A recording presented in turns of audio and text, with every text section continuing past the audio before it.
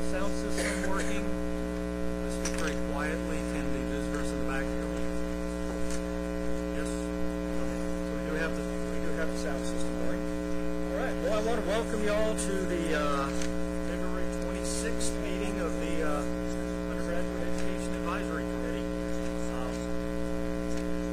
I'd like to welcome our visitors that we have in the back. I understand we have viewers possibly worldwide watching this here. If you all aren't aware of that, let me make a couple of comments here. We are operating under the Open Meetings Act. Everything that these microphones can pick up is being recorded, and we are also webcasting. It's available for those who wish to watch it. Want to kind of give you all an overview of what to expect for today. We've had an orientation for our new membership a little bit earlier, and now I want to kind of give the full committee and the visitors and the viewers an idea of where we're going today, more than the agenda actually kind of shares with you. This committee, the UEAC, when it first convened, was given the charge to study and make recommendations for the improvement of undergraduate education in Texas. And the product of that work was this report, which the committee produced in January of 2009, which is Designing Texas Undergraduate Education in the 21st Century.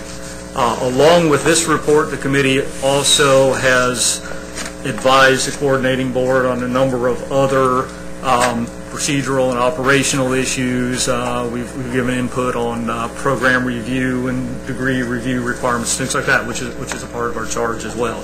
But one of the very significant things within this report is the recommendation that we made, which is recommendation 2A, to reconsider the Texas core curriculum to ensure that it reflects current and future demands on student knowledge and skills. So the UEAC adopted this recommendation unanimously, and then in the narrative advised that this committee, the UEAC, would be a good vehicle to do just that, to reconsider that Texas core curriculum. Over the last 4 years that we've been meeting, we've had a lot of discussion of the core curriculum and of general education, which are interrelated but not synonymous. We've had a lot of good thoughts. We've had a lot of discussion on best practices and on the shortcomings of our current processes, and that led us then at our last meeting to begin the process in earnest of reconsidering the core curriculum, which is the recommendation that we were given. UEAC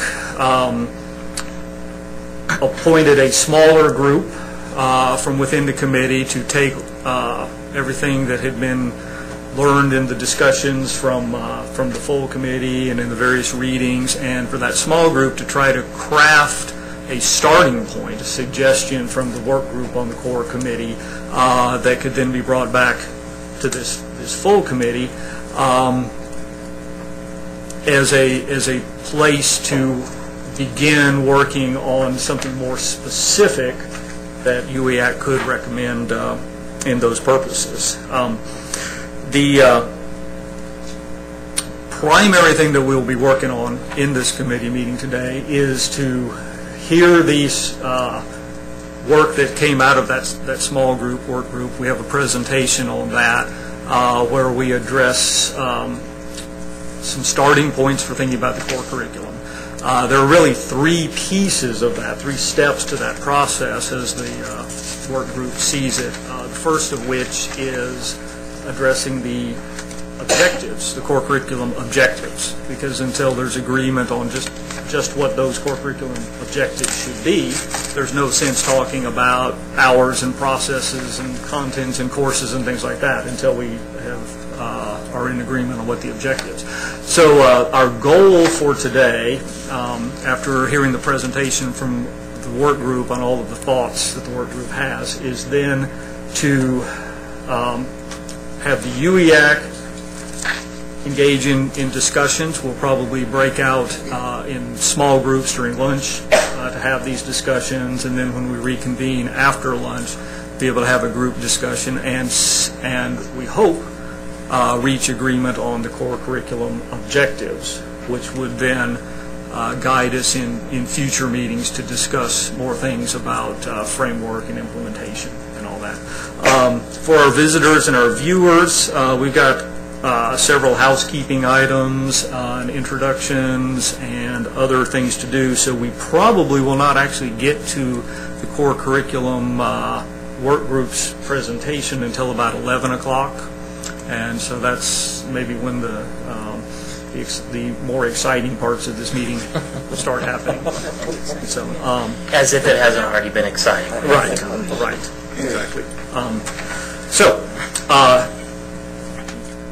At this time, again, I want to welcome our visitors, our coordinating board staff that are here, Anya and McGregor, Wendy, and I think Janet is back there. In a minute, we'll go around and do introductions, and we'll get everybody introduced to everyone. But to proceed appropriately with our agenda, we should go into the housekeeping and do approval of our meeting summary from the November 13th meeting, which was distributed to our membership via email. Does anyone have any corrections to the meeting summary?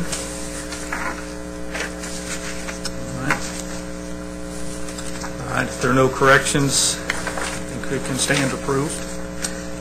Something else that was distributed to you is the roster of membership. And I believe you were asked to, if you had any corrections to your contact information, pass that on to. Oh, do we have to vote? We have to vote on the minutes. I'm sorry. Okay. We need a motion. So moved. A move. Second. We have a second to approve. Back to approving the meeting summits. Okay. All right. All in favor? Aye. Aye. Okay. All right. You approved that one. On your rosters, if you have any corrections, if you haven't already passed on. I have to announce that I am not actually a PhD. I'm a doctor of veterinary medicine on there, so we will correct that. It explains my oddities. I'll send around a copy of the roster, and if you have corrections, please make them, and we'll be sure that those are processed. Right. And so number 2 on our agenda is to make introductions and welcomes for our new committee members. Welcome, new committee members, and I guess I'll start the process and we'll go around and introduce to everybody. Probably everybody knows who I am because I introduced myself to the new committee members earlier during orientation, but I'm Larry Garrett. I'm Executive Director of Planning, Assessment, and Special Projects at Victoria College, and formerly Associate Professor of Biology. And I'm Russell Lowry Hart. I'm Associate Provost for Academic Affairs at West Texas A&M and co-chair. And before I move on to further introductions, I want to say we had an orientation with our new members at 8:30 this morning, and it was exciting because the conversations they're bringing and the questions they had were the questions that we've been hugging each other through for the last 3 years, and so I think they're already up to speed, and that's exciting. We do have 2 guests that they can introduce themselves, but I want you to know why they're sitting at the table. We have Danita McAnally from Amarillo College, and we have Lorraine Phillips from Texas A&M University, who we invited to become a part of the work group. Because as we talked about at the last meeting, the peer group, the peer accountability groups, were talking about assessment of the core curriculum before we had even made proposals on what the core curriculum changes might be. And so we wanted to integrate, and we invited them to join the conversation and to be here today as a part of the presentation. My name is Lucy Bloor. I'm a Program Director in Academic Affairs and Research here at the Coordinating Board. I'm Catherine Parsoneau. I'm a Senior Education Specialist in Academic Programs within the Division of Academic Affairs and Research here at the Coordinating Board. As Russell said, I'm Danita McAnally from Amarillo College. I'm Dean of Assessment and Development. Rex Peebles, the Vice President of Instruction at Midland College. Cynthia O'Neill, Texas Tech University Health Sciences Center. I'm department chair for the traditional undergraduate program in the School of Nursing. Ron Swain, senior advisor to the president for strategic planning and assessment at Southwestern University in Georgetown. Dick Egglesayer, associate provost, Sam Houston State University. Agnes DeFranco, sorry I don't have a voice that much today. I'm the Associate Vice President for Undergraduate Studies at the University of Houston. I'm Mark Smith at Temple College, Vice President of Educational Services. Joyce Ritchie, I'm an Academic Dean at El Paso Community College. Lynn Hoggard, I teach French, English, and Humanities at Midwestern State and chair the core curriculum committee. I'm Jeannie Harden, and I'm Vice President for Instruction at Grayson College.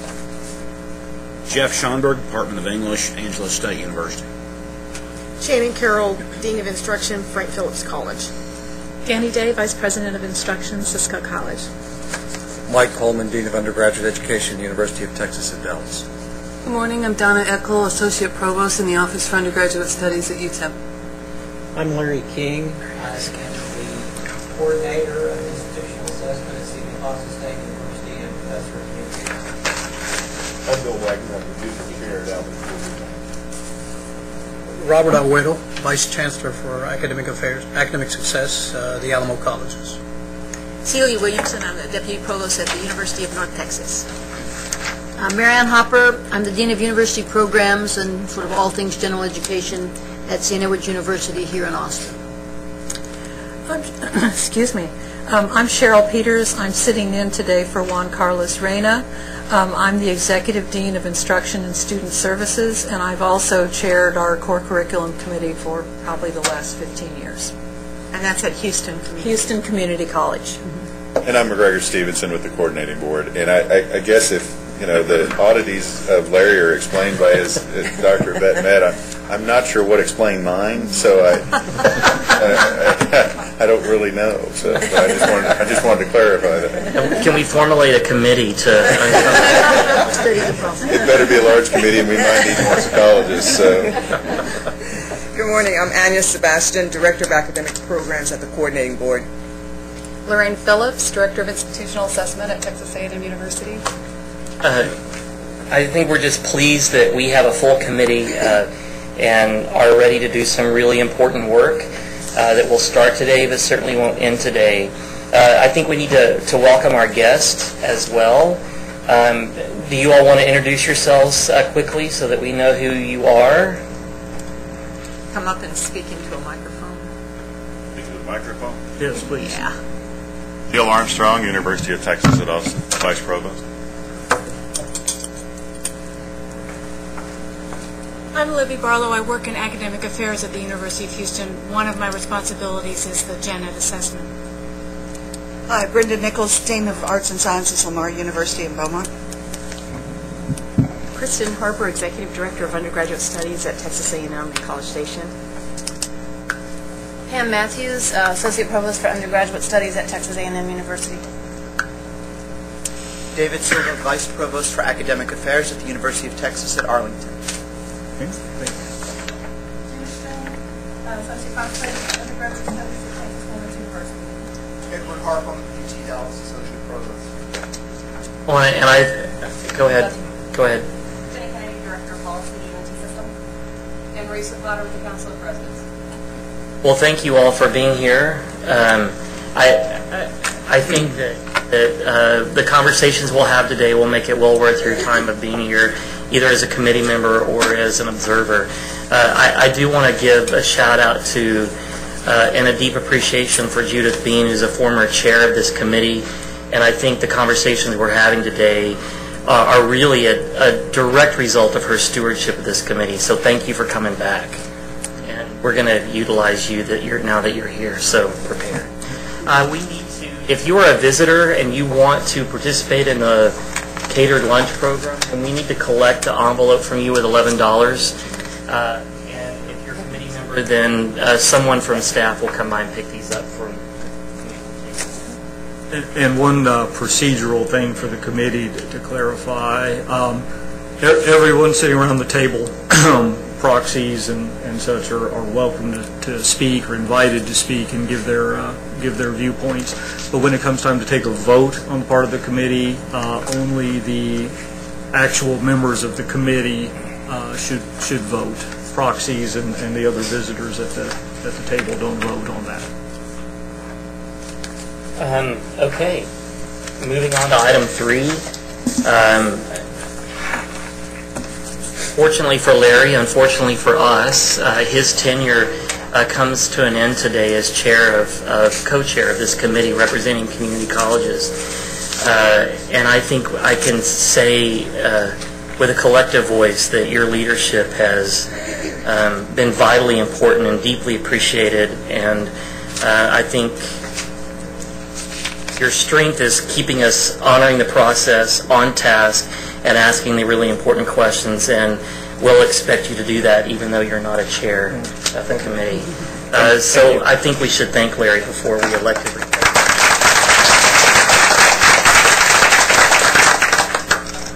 Hearing that, we need to elect a replacement for Larry, and it has to be a representative from the community colleges, so I'm open for nominations.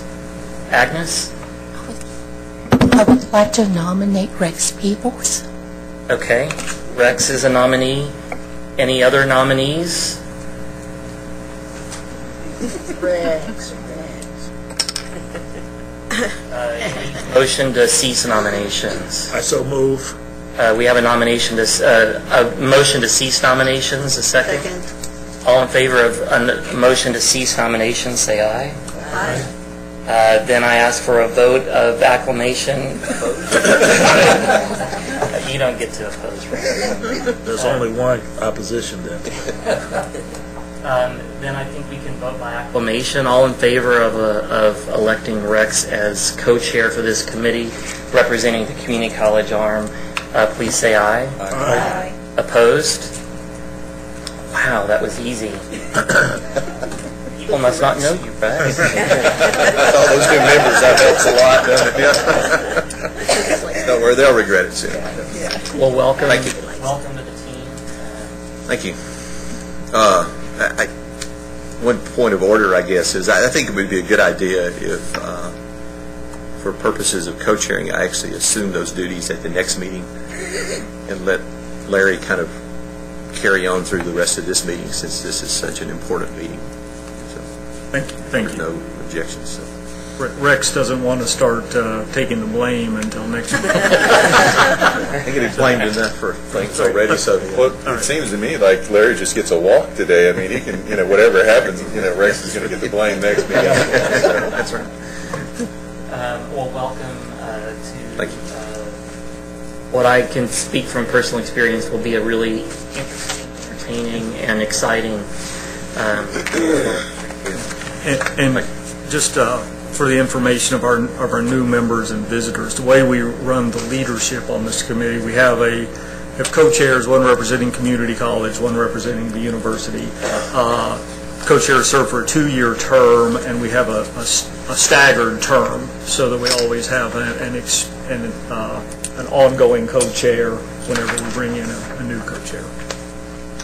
Despite my efforts to get both of us removed.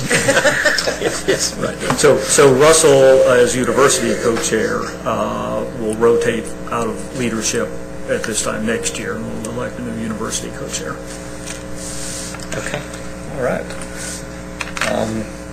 Well, that takes us into item 4, which is a presentation by Wendy Erisman about the survey results that she's been working on.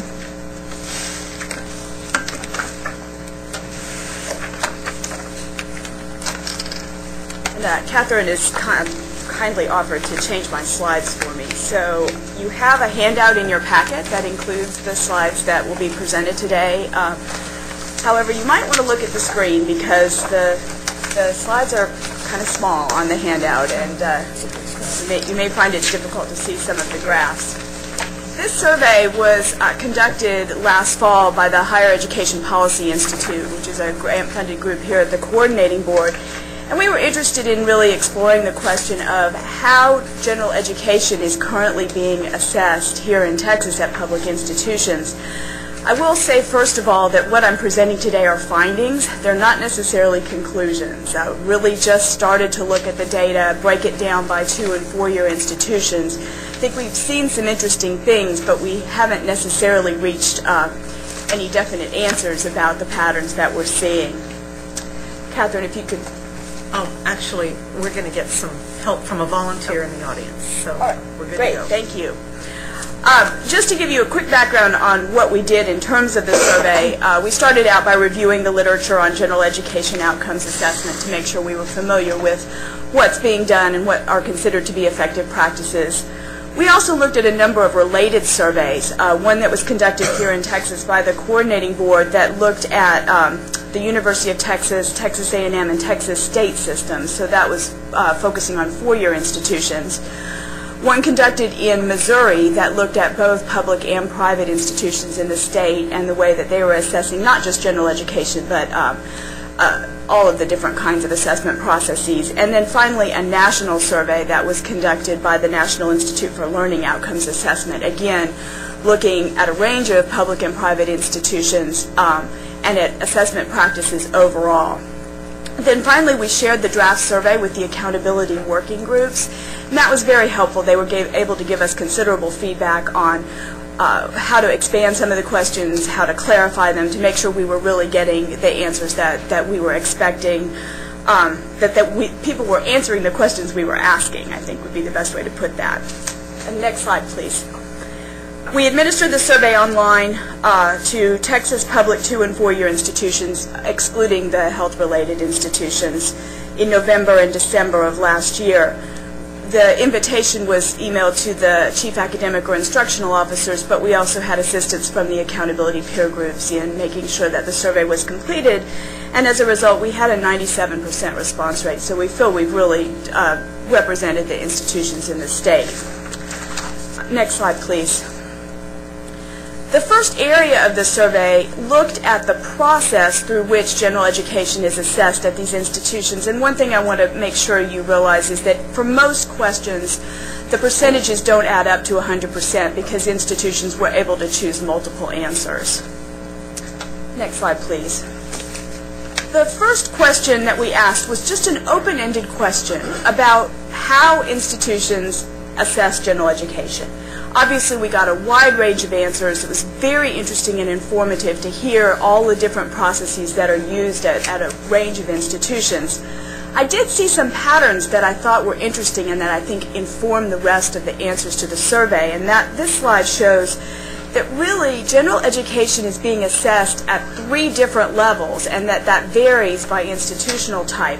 So you have assessment at the institutional level across disciplines, across courses, really looking at the overall student body and their ability to achieve particular general education competencies.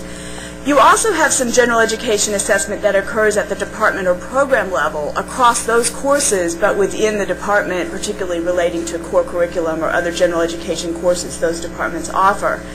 And then finally, there's also assessment at the course level, particularly for those core courses taken by a large number of students at an institution. And as you can see from the slides, 4-year institutions were somewhat more likely to talk about institutional level assessment, 2-year institutions somewhat more likely to talk about departmental and particularly course level assessment. So I think that helps us understand a little bit about the different ways in which these assessment processes are occurring. And a similar finding that we found from this open-ended question, 42% of 4-year institutions mentioned an institutional level committee as important to the process. Only 27% of 2-year institutions mentioned an institutional level committee. So again, I think some differences here by institutional type that help underline some of the later findings. Next slide, please. The next question really was about who participates in the process of general education assessment. We asked about deciding on the assessment process, developing instruments, collecting and analyzing data, and then finally reviewing findings. And overall, institutions reported that the faculty were the group most involved in those areas, as you can see to the left-hand side of the slide. The Office of the Chief Academic or Instructional Officer was particularly involved in reviewing findings. There was some involvement by general education assessment committees and offices of assessment or accountability, and that was less true for two-year institutions, which don't always have those committees or offices. And then institutional research, when involved, was most often involved in collecting and analyzing data. Next slide, please. We also asked about the cycle on which general education is assessed, and we were particularly interested in the cycle on which institutions assess all of the outcomes. Some institutions assess different outcomes on different cycles, but at some point you're going to reach a point of wanting to review all of the different outcomes, and that was what we were asking about. The most common answer for both 2- and 4-year institutions was every year.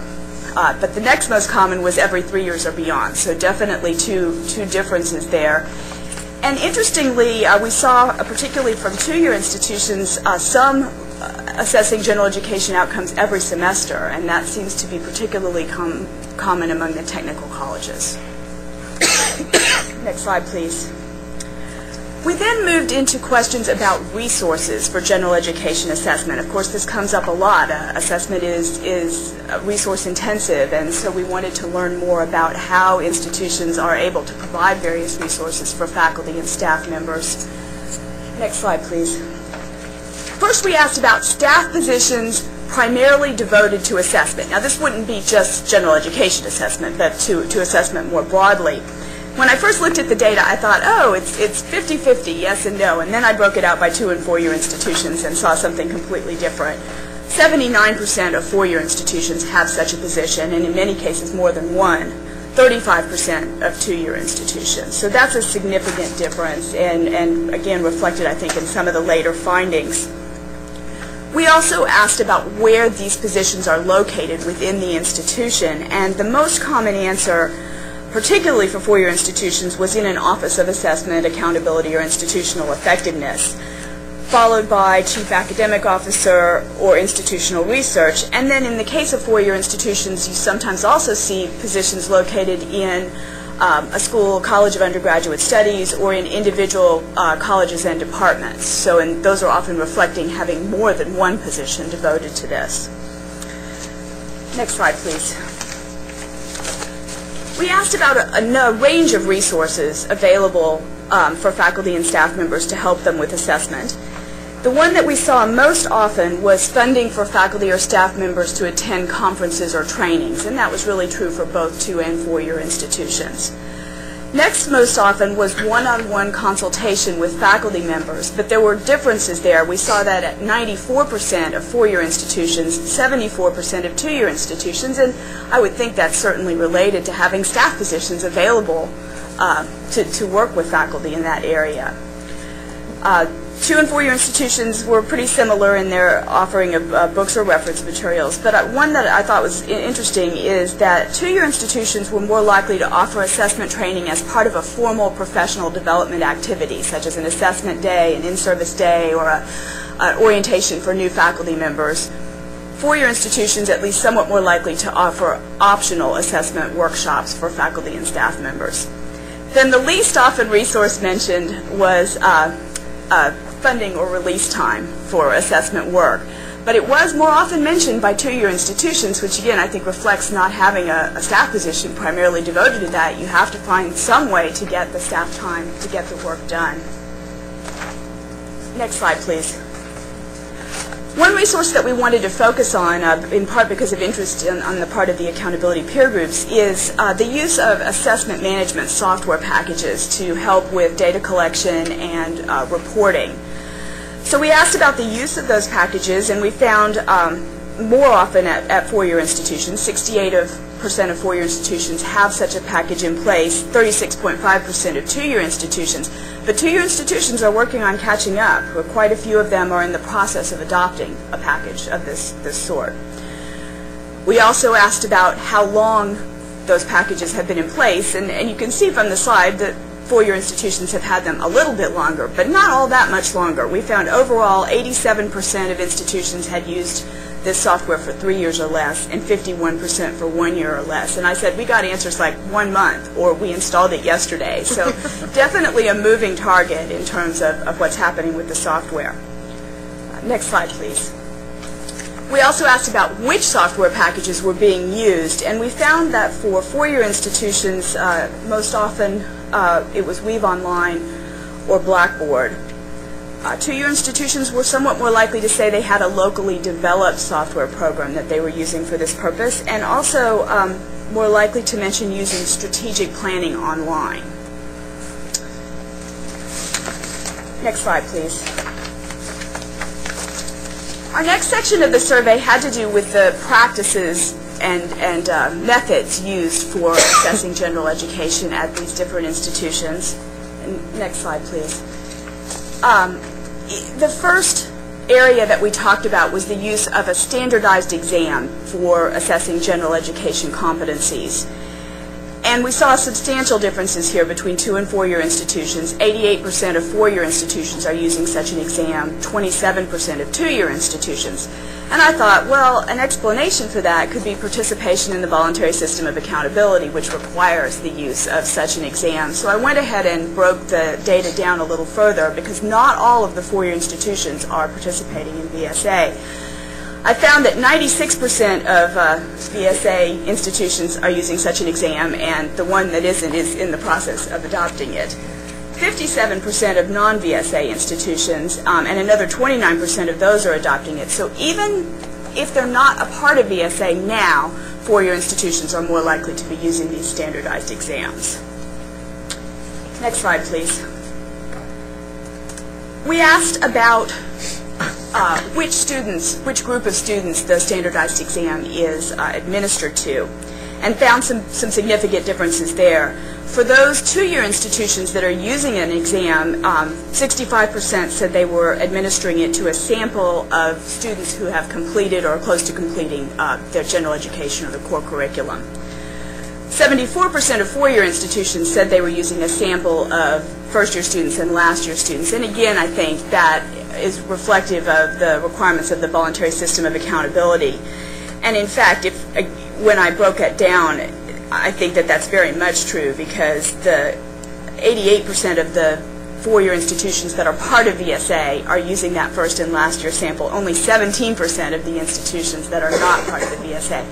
So the institutions that are not part of VSA, the 4-year institutions, may be using a standardized exam, but they're not giving it to a sample of first and last year students. They're giving it to some other sample of students. Next slide, please. In terms of which standardized exams are being used, for 4-year institutions, the collegiate learning assessment was most common. But of course, the University of Texas system institutions all administer the CLA, so that is definitely a factor there. 2-year institutions were more likely to mention the Collegiate Assessment of Academic Proficiency, the ACT exam, and both 2- and 4-year, as a second choice, talked about the measure of academic proficiency and progress that ETS does, the MAP. And a few institutions are using locally developed exams for some sort of general education assessment as a standardized exam. Next slide, please. We then moved into a number of other possible methods for assessing general education, and the first group has to do with the assessment of student work produced for courses, so embedded assessment of various sorts. The most commonly mentioned as used frequently or occasionally by these institutions were assessment of student work within a course or a course section, and assessment of student work across courses or across course sections using common rubrics, common exams, embedded exam questions, something that allows for comparison across courses. We also asked about performance observations, which were somewhat more often used by 2-year institutions, and then cumulative assessments, including capstone projects or portfolios. Those are used less often right now, but it was interesting that quite a few institutions said that they were planning to use such assessments, and we're hearing from the accountability groups that that's in part because of the value of those kinds of assessments in identifying a group of students to assess. Next slide, please. We also asked about a range of indirect assessment methods, methods that look at perceptions of student learning rather than looking directly at student work. We saw for both 2- and 4-year institutions, student surveys are quite frequently used, and I thought that that was interesting because, again, the voluntary system of accountability requires participants to use such a survey, but clearly 2-year institutions are also finding those student surveys valuable. Less often used, although still present, were alumni surveys and faculty surveys. And then also, for 2-year institutions, just over a third said that they were using student focus groups. So I thought that that was an interesting finding. And 2-year institutions were also somewhat more likely to mention using employer feedback, either through employer surveys or through employer advisory groups. One thing to note about this slide is that, except for those focus groups, there's not that big of a difference, really, between 2- and 4-year institutions here. These indirect assessment methods are being used by both institutional types. But if we'll look at the next slide, you'll see that that's not the case for the last group of assessment methods, which I just called other data. So this is existing data sources. We see all of these were more frequently used by 2-year institutions, and in some cases much more frequently used by 2-year institutions. These include grades in general education courses, grades in subsequent courses that build on general education. And one thing we heard from 4-year institutions is that they often don't use that because it's difficult to identify the pathways that students follow. So it's harder to see a class that would be the logical class to use as the measure for whether or not a student has learned what they need to in their core courses. And then success measures such as transfer rates, graduation rates, job placement rates, and performance after completion. Many of the 2-year institutions are using GPA at the receiving institution for their transfer students as a measure. So all of those were more commonly used by 2-year institutions. Next slide, please. The next section of our survey had to do with the ways in which institutions use the findings from their general education assessment. And we thought this was particularly important, both because of the emphasis that SACS places on closing the loop, using data to make improvements, and also because we'd heard from institutions that this can be quite challenging, especially for general education assessment. Next slide, please. So our first group of possible uses were what I called external uses, something outside the university. And the two most common, which really isn't an enormous surprise, were to prepare for institutional accreditation and to respond to regulatory requirements from governing boards, the coordinating board. So the classic accountability measures. 4-year institutions were more likely to talk about using their results for public accountability, but the VSA pretty much completely explains that finding. Less often, uses less often were to prepare for specialized accreditation, but again, these are general education assessment findings, so really a third of institutions are actually using their general education assessment findings as part of their specialized disciplinary accreditation. To align with feeder schools, and then not frequently at all to recruit prospective students. And again here, except for the public accountability one, 2-year and 4-year institutions are using the findings at similar rates for these external purposes. Next slide, please. Not so the case for uses internal to the institution. As you can see, many of these were more frequent for 2-year institutions. Those include improving teaching, revising general education competencies, making changes to the general education curriculum, and conducting strategic planning. We've heard from many of the accountability groups that it can be challenging if you're doing primarily institutional level assessment to connect those findings back to the classroom or even to a particular part of the curriculum to see where those changes ought to be made. If you're doing more course level or program level assessment, it's more closely linked. It's maybe easier to see how to use those findings to do things like improve teaching. 4-year institutions were more likely to use their findings to refine the assessment process. And then at the far right, the least often found uses were allocate resources to departments and make decisions about faculty tenure, promotion, and merit raises. So very few institutions are occasionally or frequently using their assessment findings for those purposes. Next slide, please. We also asked institutions specifically to tell us if they had recently used general education assessment findings to make changes to general education, and if so, what changes? We found that a lot of institutions have recently made changes to general education or are in the process of making those changes. 66% of two-year institutions, 62% of four-year institutions. So quite a lot of change occurring in this area. Next slide, please. In terms of the types of changes being made, the most commonly mentioned one was adding or dropping courses from the core curriculum. And in particular, from four-year institutions, we heard a lot about trying to streamline the core, make it have fewer classes available to students to choose from to meet their core requirements. Four-year institutions also talked a little more often about using findings to change the general education assessment plan. Two-year institutions were somewhat more likely to mention adding or dropping core requirements. And in particular, we heard several institutions mention dropping a computer science requirement, and several more mentioned adding a learning skills class for entering students. Four-year institutions were particularly likely to talk about changing the content of core courses. So not adding or dropping requirements or adding or dropping courses, but putting additional emphasis perhaps on something like writing or critical thinking within core courses.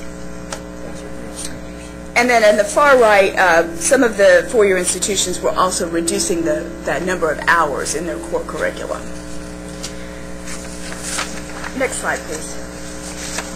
So our last section was on possible ways to improve general education assessment. And one of the things we did was ask an open-ended question about one or two key challenges that the institutions felt they were facing in being able to do an effective job of assessing general education. Next slide, please. And the first challenge that we heard about was faculty participation. A number of institutions mentioned that they felt that there was a lack of engagement or buy-in from at least some faculty members. Others mentioned a need for additional training of faculty members so that they understood better how to conduct assessment. And in both cases, those were mentioned more often by four-year institutions than two-year institutions. There was also a mention of the workload that assessment puts on faculty. Next slide, please. Another category of challenges mentioned by institutions were things related to the assessment process itself, including the need for more meaningful measures of student learning, the need for agreement on general education outcomes and measures within the institution, and the need for efficient data collection processes. And then over at the right, you'll see one process measure that was more often mentioned by four-year institutions was the difficulty in getting students to participate in assessment. And this is associated with administering a low-stakes standardized exam to a sample of students. You have to get those students to come and take the exam. You have to get them to take it seriously. And what we found overall was that two-year institutions were more likely to be using embedded assessment where the students are not even realizing that they're being assessed because they're just producing work for their course. So I think that's why this was more often mentioned by four-year institutions. And one thing that I will say, we had one institution whose key challenge was the whole process. So I think that's reflective of some of the concerns that were represented in this. Next slide, please. The final category of challenges mentioned were I called institutional concerns, and the big one there was lack of resources, and that was particularly true for two-year institutions. 31% of them felt that they had a lack of resources, staff time, money to purchase assessment software, money to purchase standardized exams, money to pay faculty for their involvement in assessment above and beyond the work they do in the classroom.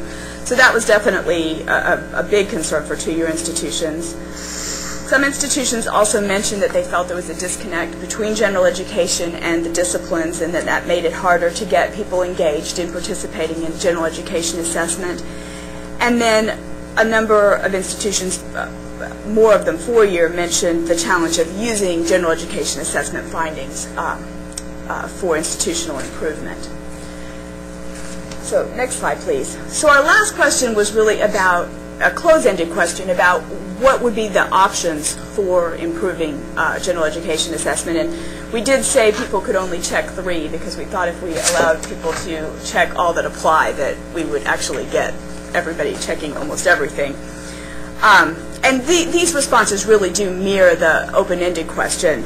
The most commonly mentioned were the need for additional faculty or staff expertise in assessment, and the need for more faculty involvement, particularly mentioned by four-year institutions.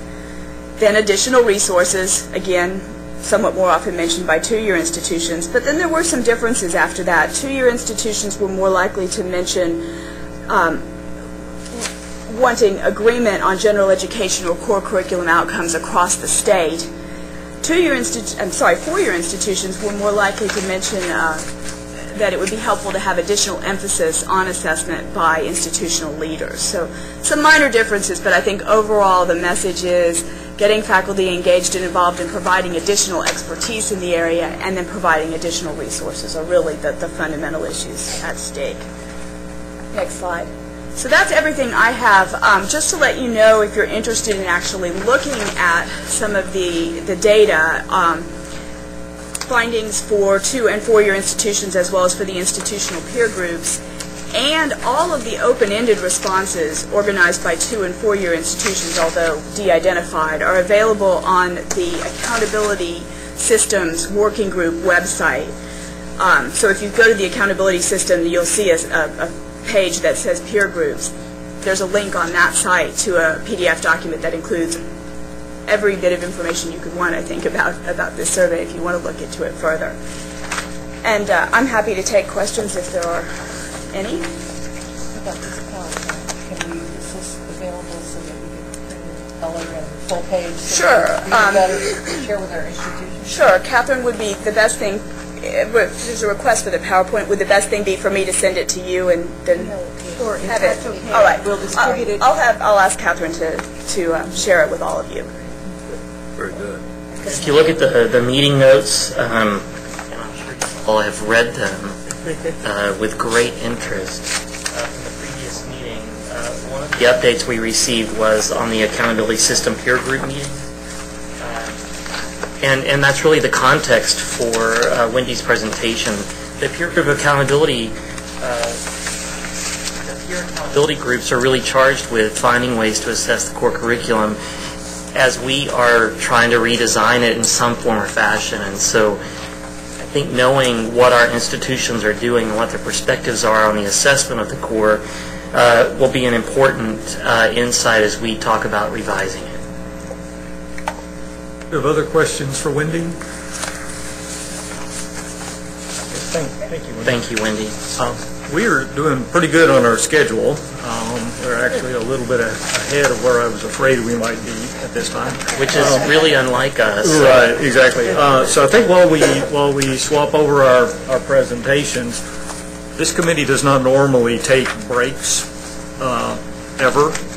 We can sneak out during lunch, but I think while we swap over, if y'all would like to take about a 5-minute break, we can do that and refill coffee. Facilities are on all 3 floors, just across the hallway, centrally located on the center hallway.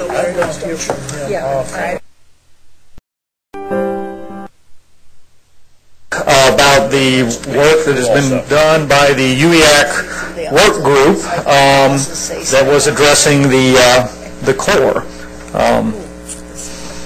To give you all, as I've said earlier, some context on where we are with this, there's a body of evidence and thought there that says that the core curriculum should be examined and re-examined, and that we should keep making sure that the core curriculum in the state matches up with the needs of the students in the state. As we've said before, UEAC over the past 4 years has engaged in quite a bit of conversation about the core curriculum.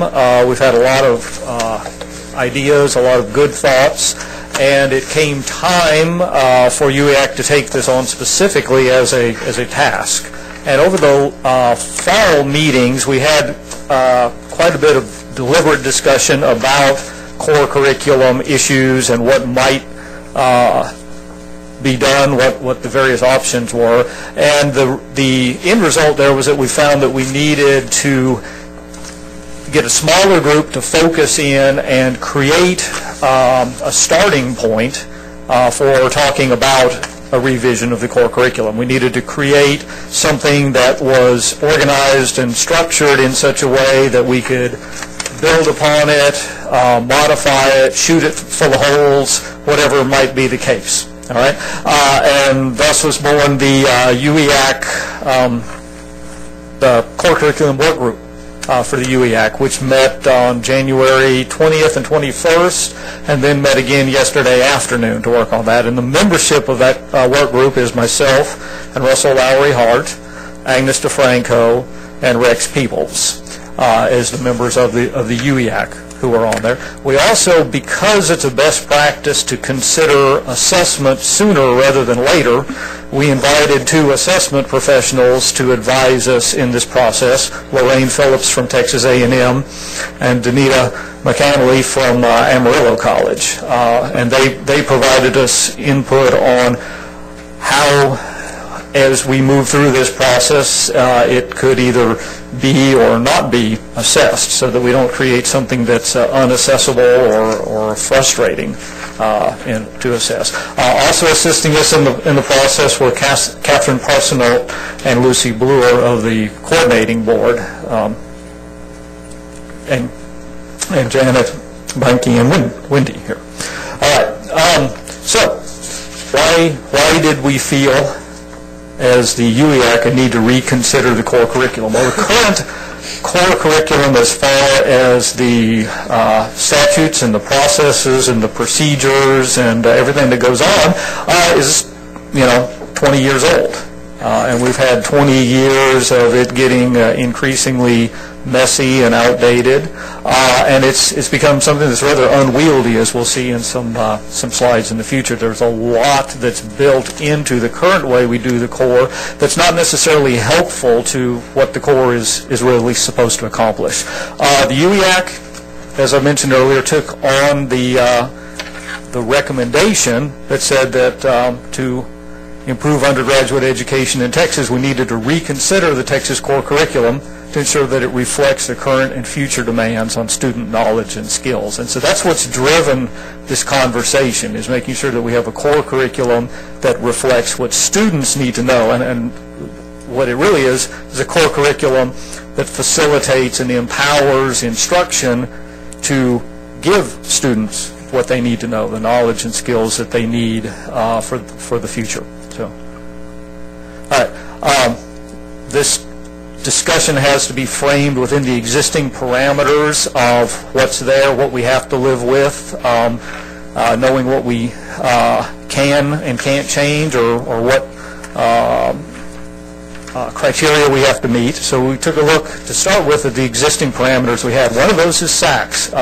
Throughout everything we've done here on UEAC, we have made it a point to do everything we can to avoid duplication of effort on the institution's part, to make sure that anything that we do facilitates institutions in meeting SACS requirements as well as meeting anything that the state says. So SACS has some requirements in 2.7.3 about general education and some semester hour minimums, some specifics there on content areas, and the caveat that the coursework does not narrowly focus on skills, techniques, and procedures specific to a particular occupation or profession.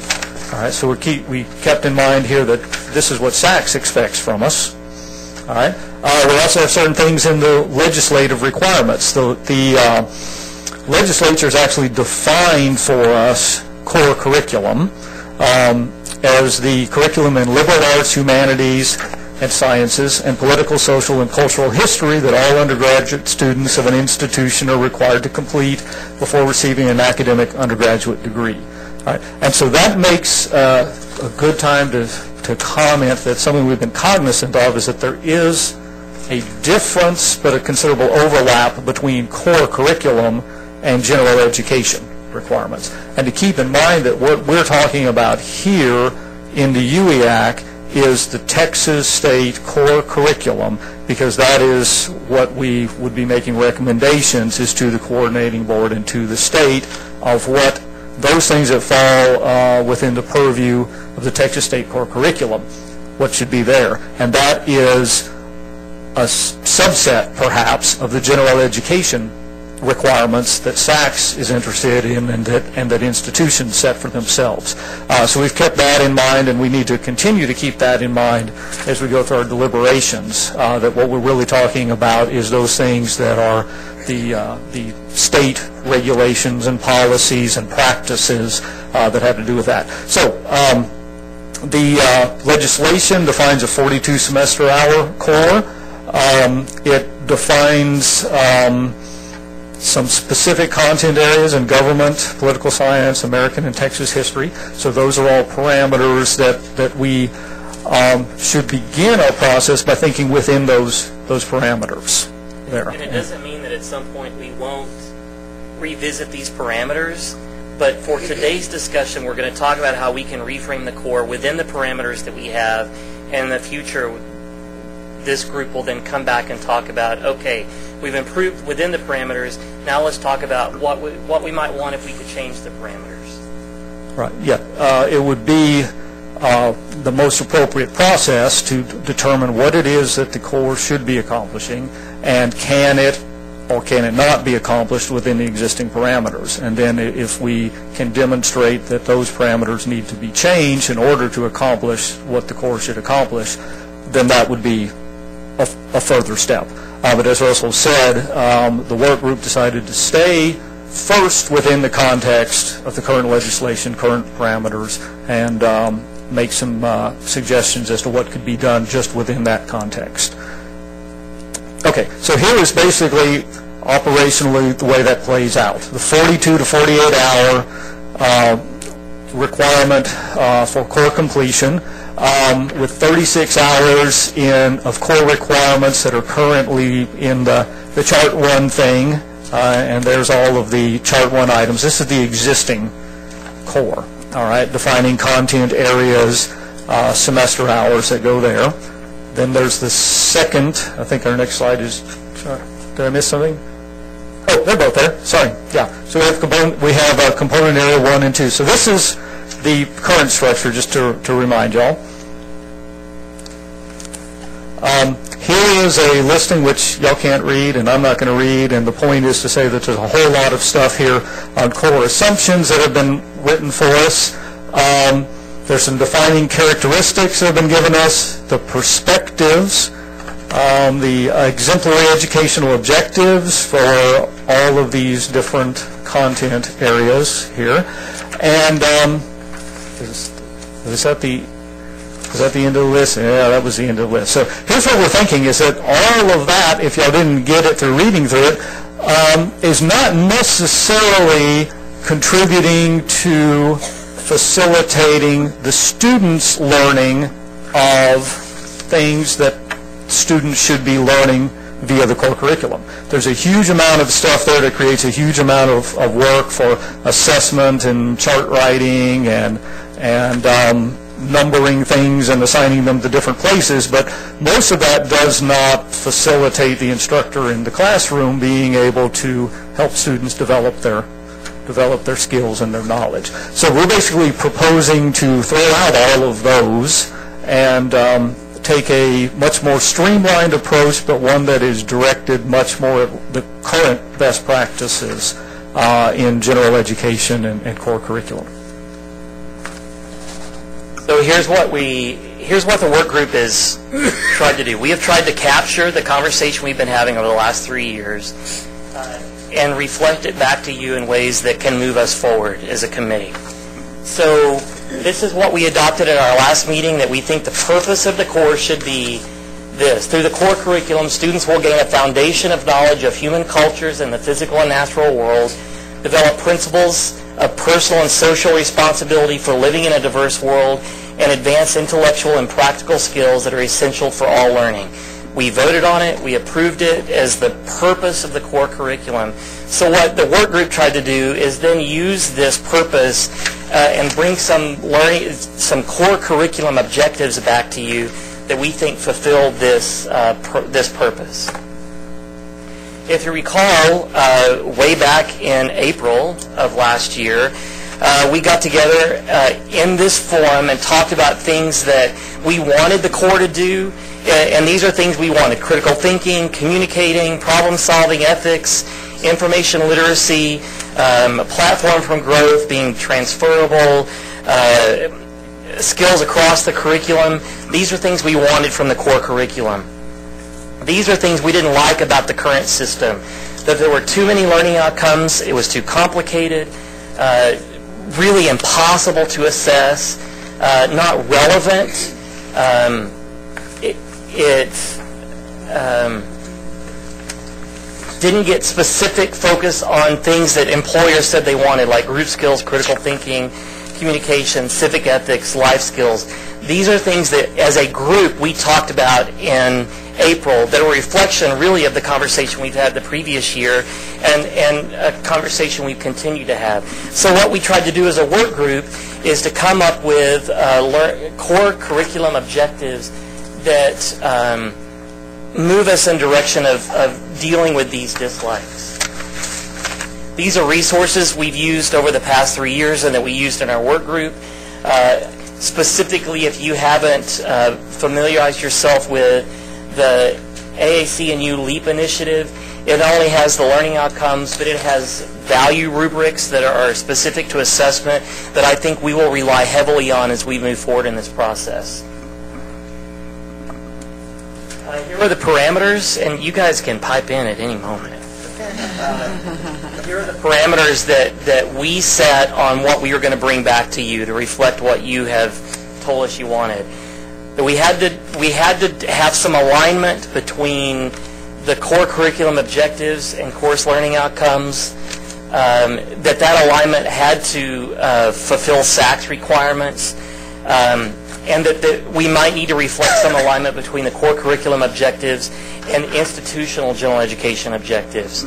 And one of the things that we've talked about repeatedly is that if we propose new core curriculum objectives, that it has some impact on pedagogy. And what we're going to talk with you about is not specific to content knowledge. You and your faculty are the experts on what the content knowledge should be for the courses that you're teaching. But what we want is to propose some core curriculum objectives that are a framework through which you can execute those course-specific outcomes. So, and that will require some changes in pedagogy. And we think will facilitate some really exciting and important conversations on your campus about what the purpose of your core curriculum courses are in fulfilling these core curriculum objectives. We also felt like assessment had to be a part of the conversation, which is why we had Lorraine and Donita represent the accountability peer groups, that assessment needed to be meaningful, which I will say the VSA may be important, but it's not something that impacts what faculty are doing in their classroom. So we wanted a core that would help faculty understand if they were doing well, that we wanted faculty to see the usefulness of it, and the other parameter is that we had to stay within the statutes and the CB rules. So those are our parameters. It's through these parameters that you will see what we're about to propose to you. So here's what we're bringing to you, our draft of the core curriculum objectives. That through the core curriculum, students will prepare for contemporary challenges by developing and demonstrating critical thinking skills, communication skills, quantitative literacy, teamwork, civic knowledge and engagement, and ethical reasoning and action. And we're going to talk about each one of these things briefly.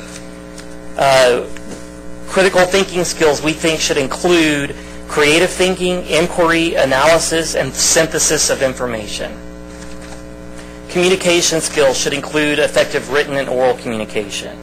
Quantitative literacy should include application of mathematical and statistical concepts to real-world situations. Teamwork, which I'm sure we'll have lots of discussion about, to include collaborative efforts, considering differences of opinion and a point of view, and to be able to work with other people to accomplish a goal. Civic engagement and civic knowledge and engagement to include local and global intercultural knowledge and competence. And ethical reasoning and action to include the ability to connect choices and actions to ethical decisions. So what we're proposing to you is that we're dropping all the things that we put a big X on, and we're replacing them with these 6 core curriculum objectives. And we will talk about how you do that as we finish the presentation and as we get in our work groups. But this is the basis of what our conversation is going to be today. Our goal is that when we leave here today, that we have approved a set of core curriculum objectives. Because until we decide what the objectives of the core should be, we can't then decide implementation and transferability and all of that other stuff. These things we think have to work within the existing framework. And again, the courses that you identify at your campus develop the breadth of knowledge. What we're proposing is that these core curriculum objectives are the application of that knowledge, and that we're going to challenge our faculty to build in application of that knowledge, because that's what employers have told us repeatedly is not happening. And especially in this day and age when they can get content at the drop of Google, we need to be framing the conversation about how you evaluate that content and how you use it and how you reflect on it and your creativity that you can bring to it, not just focusing on the content itself. So this would be the chart 1. There's not significant changes in that. What the conversation that we'll need to have is how we map the core curriculum objectives to these component areas that are similar to what we have now. One of the things that we have proposed is in these institutionally designated options, we're not proposing to remove them, but we are proposing that there might be some flexibility in what those options look like and what their focus is, but that they need to be institutionally specific, not student specific, and that they might need to include or target at least 4 of the 6 core curriculum objectives that we propose to you. So with that, that's the meat of what we're talking about. Now we're going to give you some parameters or some context for things that we've got to consider as a committee. Okay, and as Russell said, the first thing we really have to do procedurally is talk about the objectives for the core curriculum. Then we can talk about what framework facilitates using those objectives. And then, as we proceed, there would be items for future discussion based around those objectives or objections, whichever it may be, and a number of things that have been brought up in discussion in different ways. So we want everyone to know that we're aware of, UEAC is aware of, and we've considered a number of things here without reaching any specific recommendations or suggestions yet on many of these areas here. All right. One of those very much is how do you actually go about implementing that. We've batted around some ideas, but we need a complete discussion once we have some objectives and once we have a framework of how do we connect those objectives within that framework to actually how an institution would operationalize this, exactly how it could be reported and assessed and tracked and all those other things that go. How would we designate those core curriculum objectives and associate them with the other part of the core curriculum, which is the component areas, because it's still in our system we are still have to be course based, and so we have to associate the objectives with the courses in which those objectives are developed. All right. The assessment and what an effective assessment mechanism would look like for this. We'll have to have that conversation at a later time before this process is completed. Okay. As far as implementation specifically, some of the things we need to look at is, as I think I got ahead of myself, the mapping of the core objectives to component areas to where the instruction is actually occurring. Looking at the courses and ensuring that breadth of knowledge is being covered in courses that are included in the core. That's something that the coordinating board has a lot of say in as they approve core curriculum, and the courses that are assigned to the core curriculum is whether those courses are providing, say, whether they're a narrowly focused topical course or much more broader disciplinary foundations sort of course. So that's something to be discussed, and tied in with that is what's the appropriate number and variety of courses to offer students as selections in the core curriculum. Something that definitely, again, we need to examine how do we mesh the objectives of the core curriculum to student choices, to what's needed within various majors, and continue to meet the goals of the core curriculum. There's been quite a bit of discussion within UEAC about, since core curriculum is about developing some skills and competencies that are part of the entire educational process, yet the core curriculum for purposes of transferability is limited to lower division courses, there needs to be some discussion about the upper division role in core curriculum. Is there a place for having core curriculum things that occur in the upper division, or does it remain appropriate to keep that happening all in the lower division courses? All right. There's also discussion when we get into the nuts and bolts of transferability and fitting into degree plans for various majors about whether or not it would be effective to have tracks for various major areas, for disciplinary areas such as STEM or social sciences or whatever. That's a conversation that we need to have in the context of can creating tracks also meet the core curriculum objectives, or do they wind up working at cross purposes? All right. And then we should consider whether it's necessary to have statutory changes. Some of these things, like especially the upper division core curriculum courses, if that were a path that we felt was necessary, that would require a statutory change to accomplish that. So the way we sort of viewed it is the way to approach this is to first see what can be accomplished within the framework that we have. And if the framework that we currently are living with is not effective for accomplishing things, then we should consider whether or not there are statutory changes in a number of these things. The statutory government and history requirements. Currently the core is defined as simply a academic degree without a distinction being made between the associate's and the bachelor's degree, and whether there would be a need to distinguish between those. I want to pick up on, because where it says fully applicable core is a concept that I think needs explaining. We are familiar with the fully transferable core. Completion of an entire core transfers as a block to any other institution.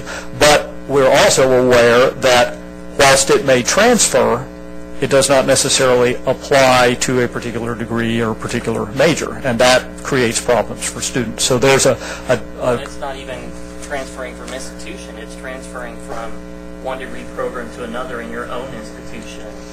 They may transfer as core, but it doesn't mean that core class, that it was a requirement for the new degree, because we pushed degree requirements down onto the core when we reduced from it to 120. Right. So we feel there's a place to have a discussion about the applicability to the major, not just the transferability. And as Russell said, absolutely, a person like myself who switched majors from engineering to agriculture, There's some applicability questions there as well.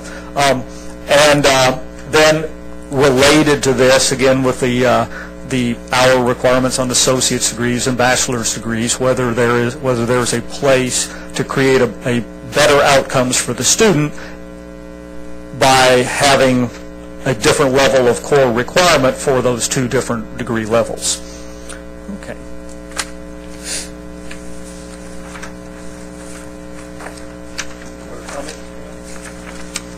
Right where I am in my. What's our next slide, Lucy? Was that the last one?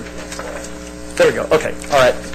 Okay. All right. So here's what we need to do. Now we're back to process. Okay. How do we go about accomplishing this? Today's objective, as we keep saying over and over again, is to talk about the core objectives. So we've shown y'all the work group's proposal of those 6 core objectives.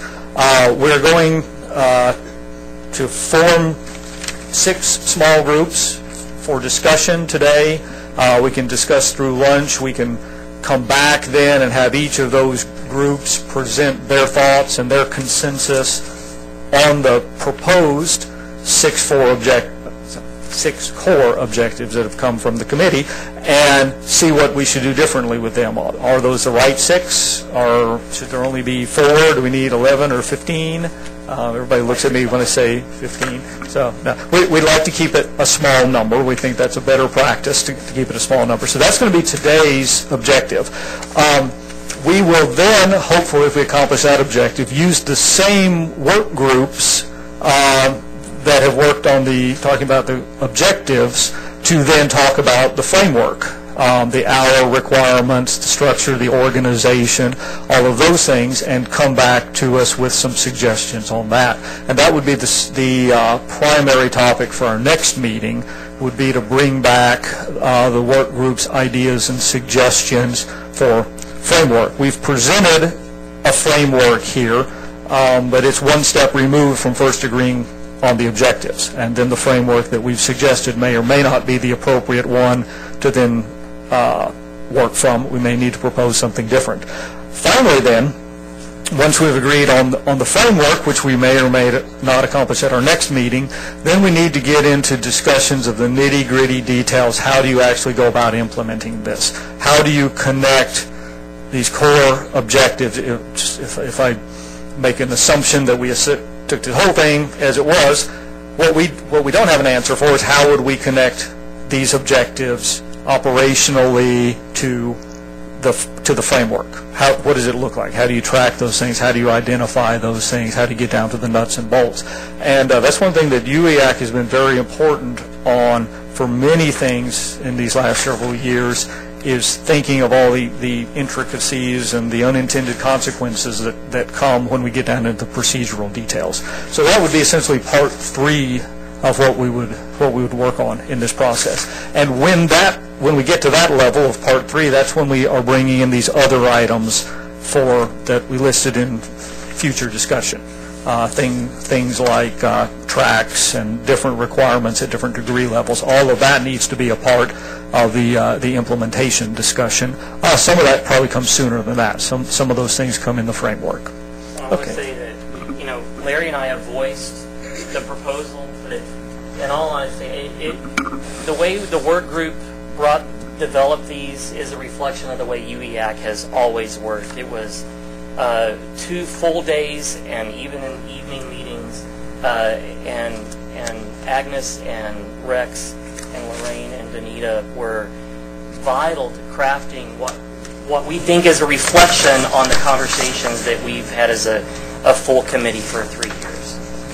So what we want to do right now is open the floor, not so much to discussion, because we're going to devote lunch and such to discussion, but to questions. If there are things that we've said that, what did you mean by that? What are you talking about? So questions about what we're thinking. If anyone has questions about that, please feel free. Ron. Larry, just maybe a fundamental question. Are we defining the core curriculum objectives in a similar fashion as SACS uses student learning outcomes?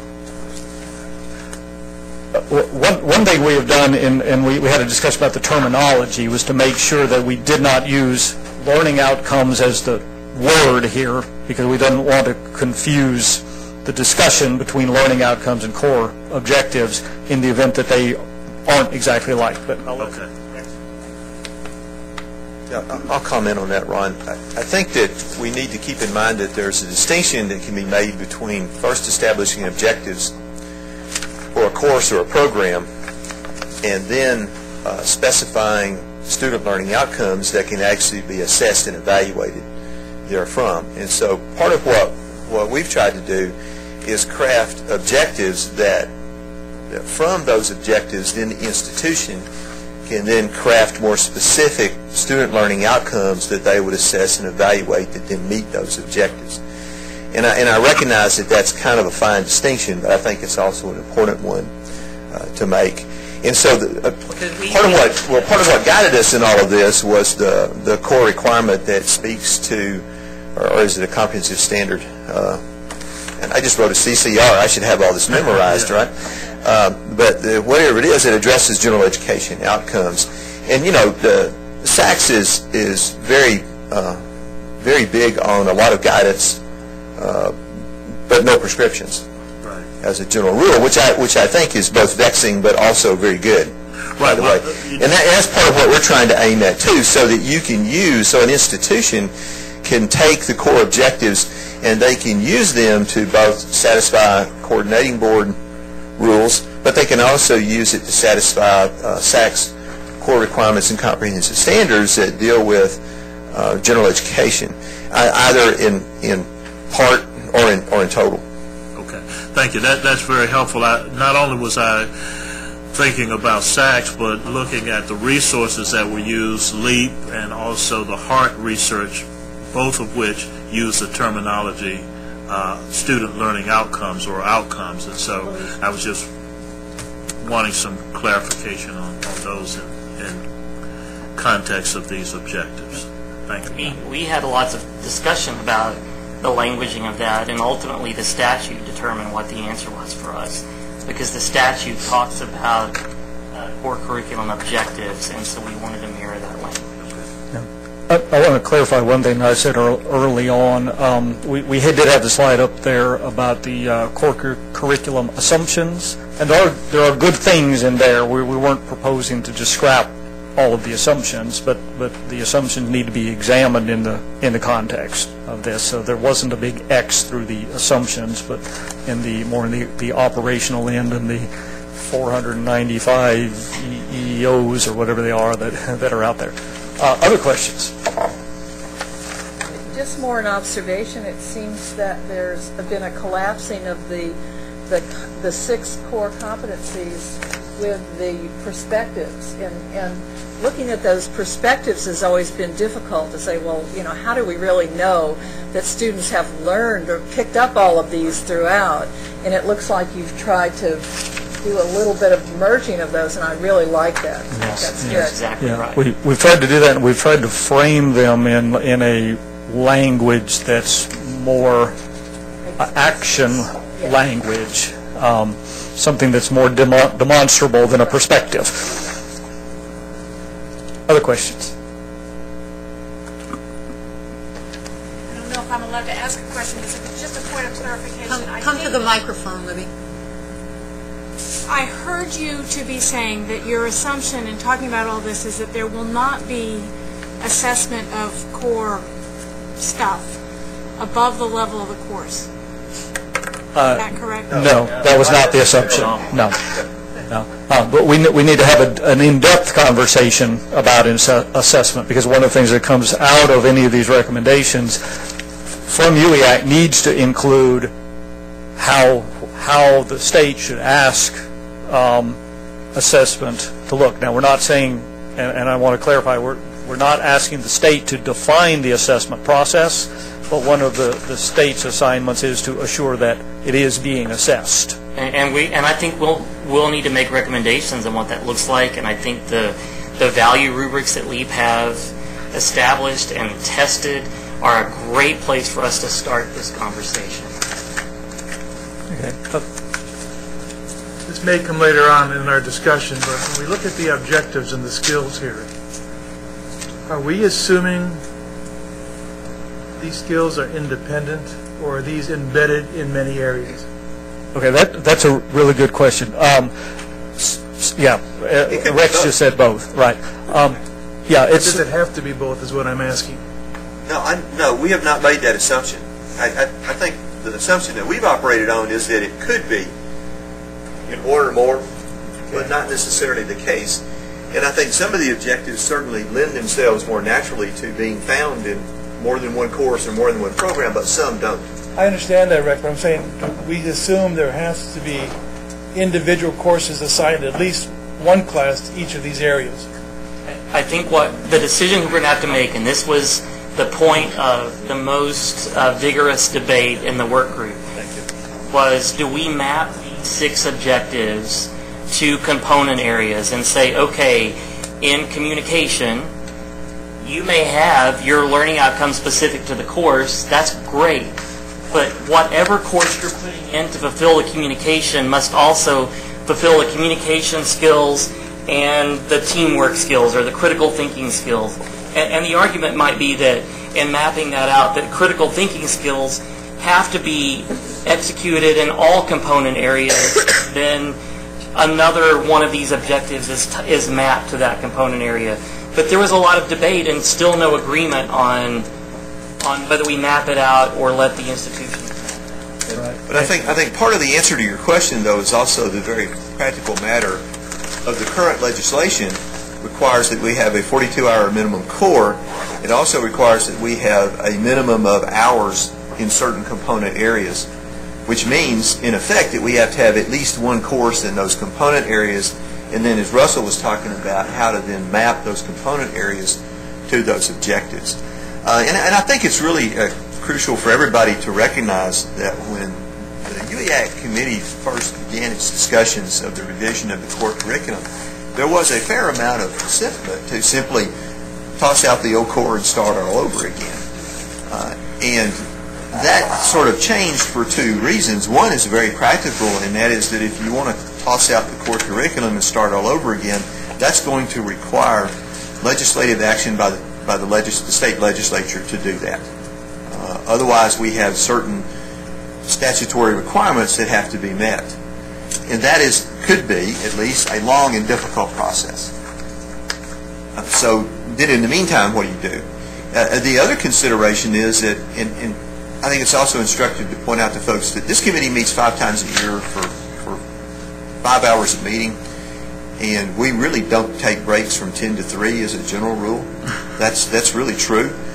So there has been many hours of discussion that have gone into the core curriculum, and one of the things we discovered, as you see through the likes and dislikes, is that the current structure is not necessarily all bad. And so that led to then the notion that what we ought to look at first is what can we do with the existing structure that we have, and can we improve upon it? And I'll just take a little straw poll here real quick. How many of your institutions actually assess and evaluate all of the perspectives, core competencies, and exemplary learning objectives? You're remarkably unique. Well, I have never been able to figure out how to assess and evaluate the perspectives. So the issue is how well they are. It's not that they are; it's how useful. And McGregor has. And that is one of my concerns as we're moving forward and trying to look at this is, as we're laying down the foundation of what the objectives should be that all students should be able to carry out of the core, how are we going to, A, identify when they've achieved those at the course level, and B, if we are going to do it at the course level, which we have to, obviously, then don't we have to have consistency across institutions so that if a student takes course A at institution X and transfers to institution Y, they've gotten the same objectives covered as a student native to institution Y. So from that perspective, I think one of my argument at least would be that there may need to be consistency across those courses for much the same reason that we're looking at trying to add some learning outcomes to individual courses in the ACGM so that students who transfer are more assured that there is consistency in the breadth and depth of education that they're getting across institutions. So I think there are challenges to be met there. And another issue that we discussed briefly in the small group was how many of those objectives does each core curriculum course have to cover in order to be eligible to be called core curriculum? Because if we set it up so that you only have to meet one, then couldn't virtually any course in the university meet one of the objectives? And isn't the goal of the core curriculum to truly emphasize these objectives so that we know those students are getting the foundational training that they need in order to be successful at the upper division? So I'm going to quit speaking because this is for you all, but I just wanted to at least throw out some thoughts to you of things that came up in the discussion and tell you how much I truly appreciate the work that was done by the subcommittee and the work that you all are undertaking. So thank you very much. One of the issues that you brought up we debated them for 2 full days, and we'll need to debate them for a full year on this committee, I'm sure, because we're going to have to make decisions on where these objectives fit within the core component areas that we have in the existing framework, and how many should we require, and do we map them, or do we have a more universal approach? And we didn't come to consensus on that. But I think what was the most interesting discussion for us was in the humanities component area. There are a plethora of courses, but our interest is not just in the course-specific content learning that's happening, but how that professor or those departments use those course-specific content areas to apply them in ways that fulfill these objectives. That's where the power is going to come in the changes that we're talking about. Does anyone else have any other questions for us? Or because it's time, lunch is here, which means it's time to break into our small groups for work groups. So the way can you let us know how you want visitors to assemble versus committee members? Yeah. That would be helpful to me. Okay, great. Okay, I'm going to have to figure that out in a second. I have figured out our work groups. So these work groups will be for today's discussion about the core objectives, and the idea will be for the work groups to bring back when we reconvene. Each work group should have kind of consolidated what they would agree with, disagree with, recommend differently, whatever, on the core objectives. And what we're talking about is the things that are listed here.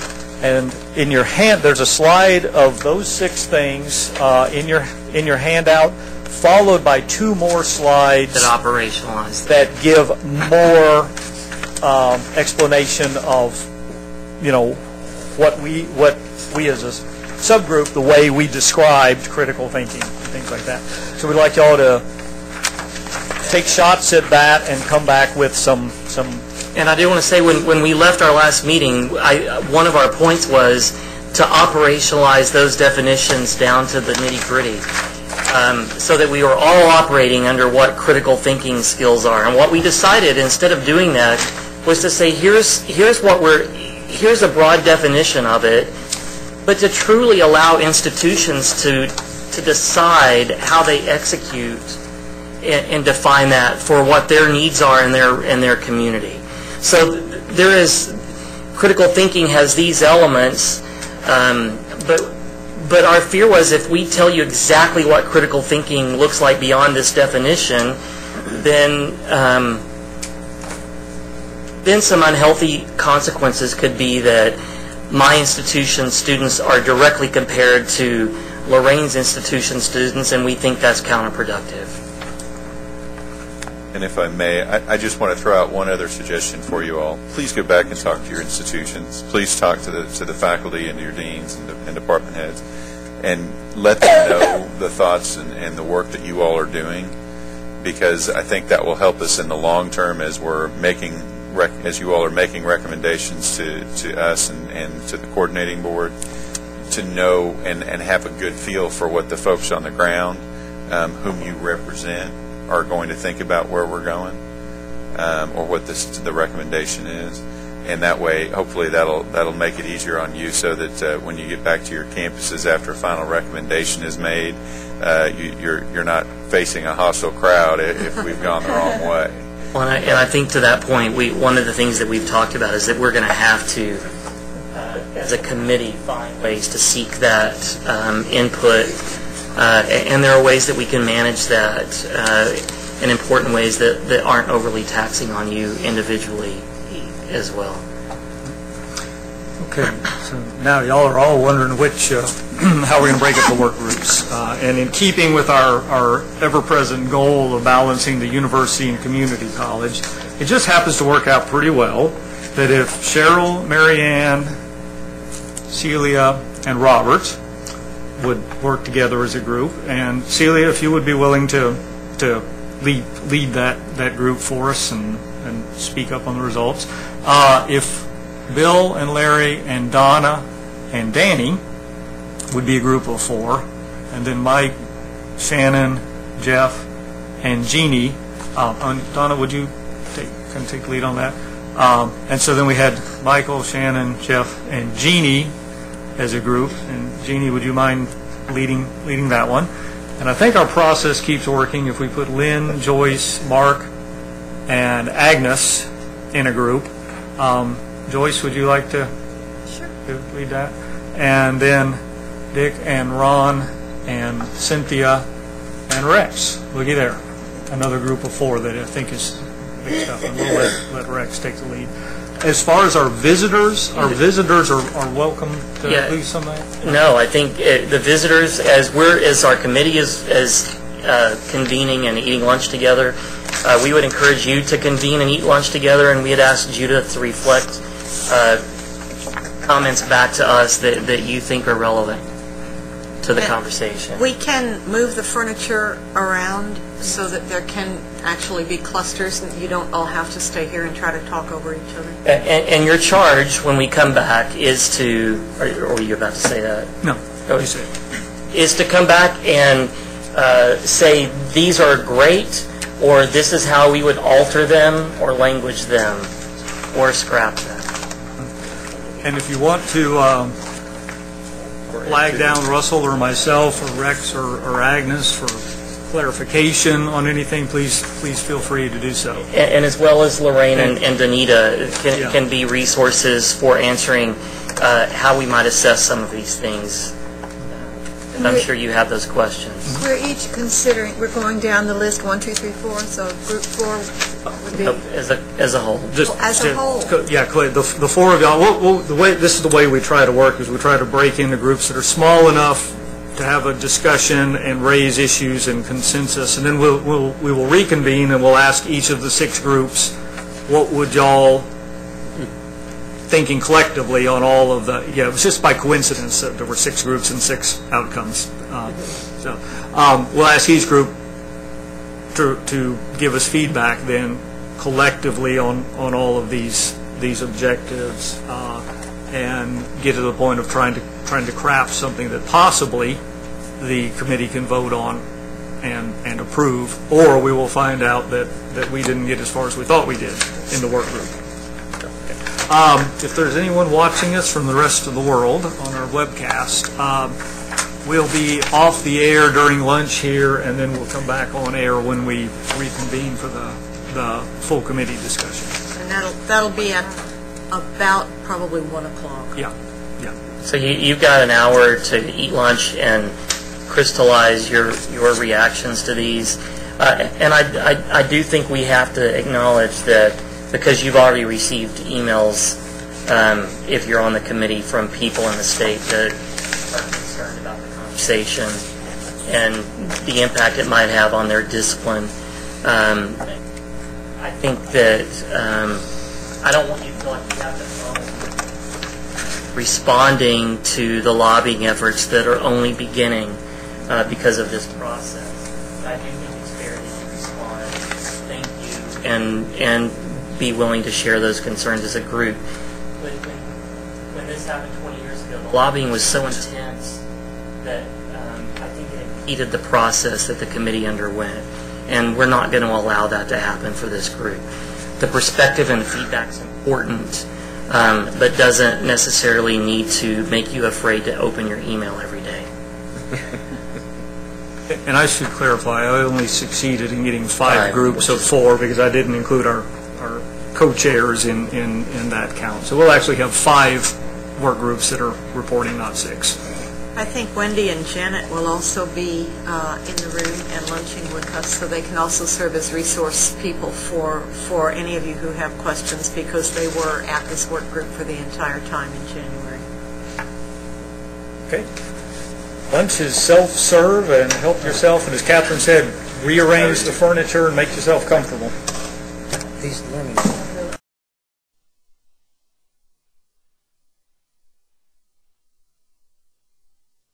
The remainder of our time together. We're going to take this objective by objective and get feedback, and if we need to make changes, whatever. After we've gone through the 6 objectives, then we will open it up for conversation about what might need to be added, if anything, and then if we need to have broader conversations after that, then we will entertain that if time permits. I spoke with a group that had questions about the purpose, and while that may be a purposeful conversation to have at some point, we've already voted on that as a committee, and so I don't want to go back and open up something we've already voted on when we have things that really, in all honesty, are going to have more impact than any purpose statement. So, when we look at the critical thinking skills core curriculum objective, what feedback do groups have about this particular objective, either the languaging of it, or something missing, something we need to take away, or is it perfect? I move that it's perfect. We have a motion. Do I that was not a real motion. Yeah. Well, our group didn't really break it down objective by objective, so I don't know when you want us to throw in our comments. Okay, I think we want you to throw your comments in then at the end after we've gone through the objectives. Okay.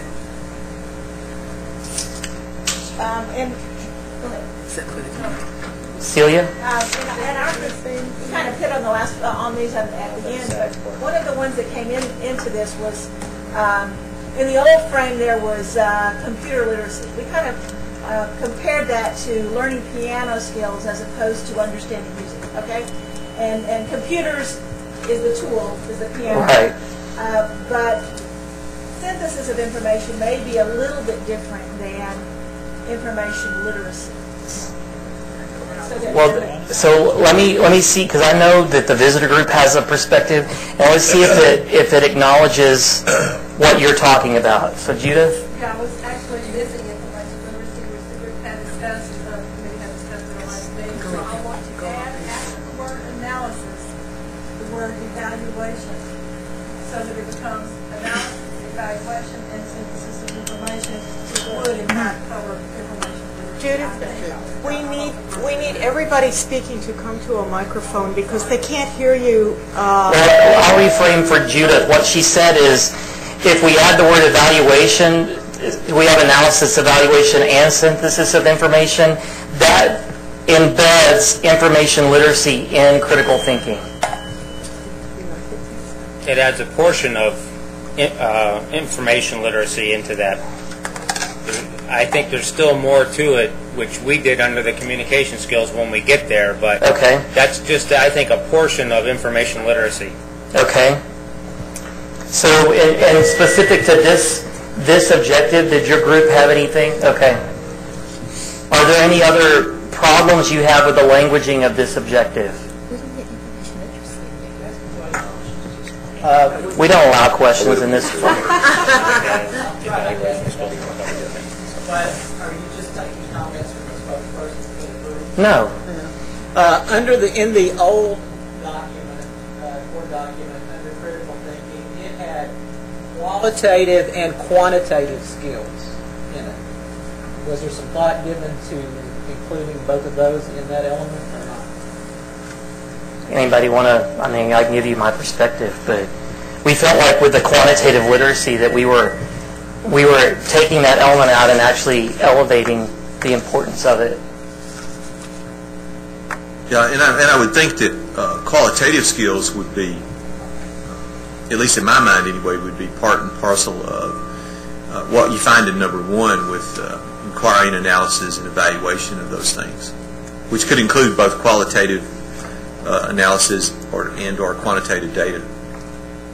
One of the things we talked about was the title of critical thinking skills. If you dropped critical into the definition to include critical thinking, creative thinking, and change the title to qualitative literacy, you cover that as well. It was just a little brainstorming we had on it. Any reactions to that? Almost all the literature and the surveys that have been critical of our product use critical thinking. And so if we want to be clear about it, we could, but I think we should leave it at critical thinking as a reaction.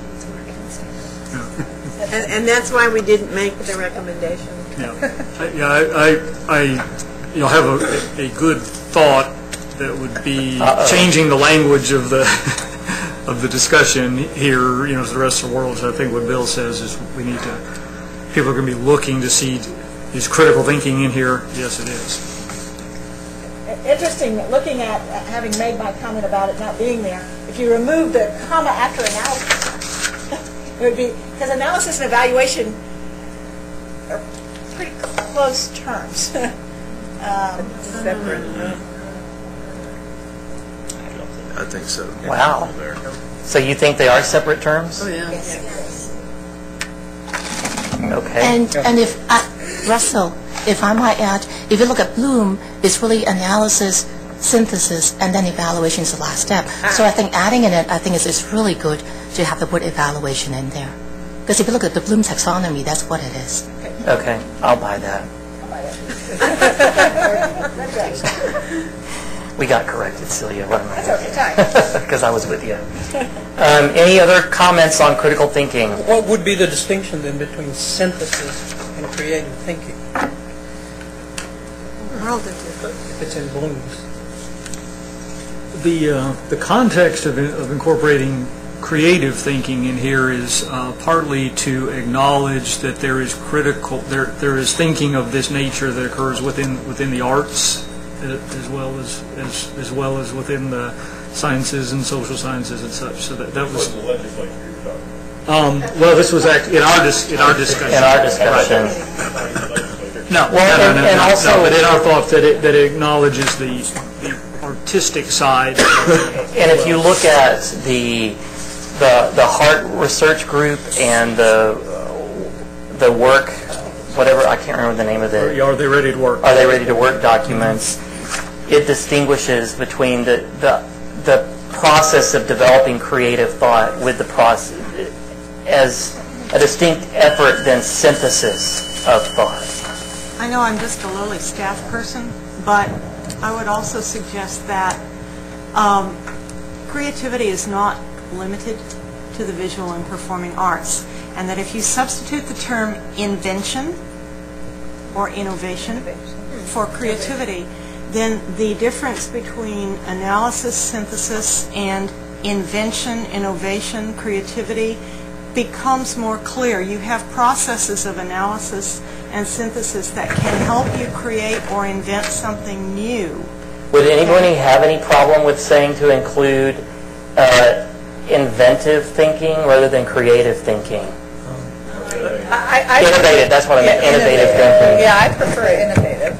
I mean, I'm not saying I'm against creativity, because with 3 degrees in music, that would be a foolish thing for me to assert. But what I like about it is it it's not just about synthesis of information, it's what you're doing with that synthesis. On the other hand, coming from an institution where the performing and visual arts are huge, they often feel outside the box and outside the circle when it comes to discussions about quality education, and creativity speaks to them in a very specific Well, what if we said to include creative and innovative thinking? Yes. Yes. Me likey. Okay, any other comments on critical thinking? We did like the fact that that one was listed first, because that does seem to come up in so many things that it was important to have that one first. Well, and I think when we dive into mapping this to content competency areas,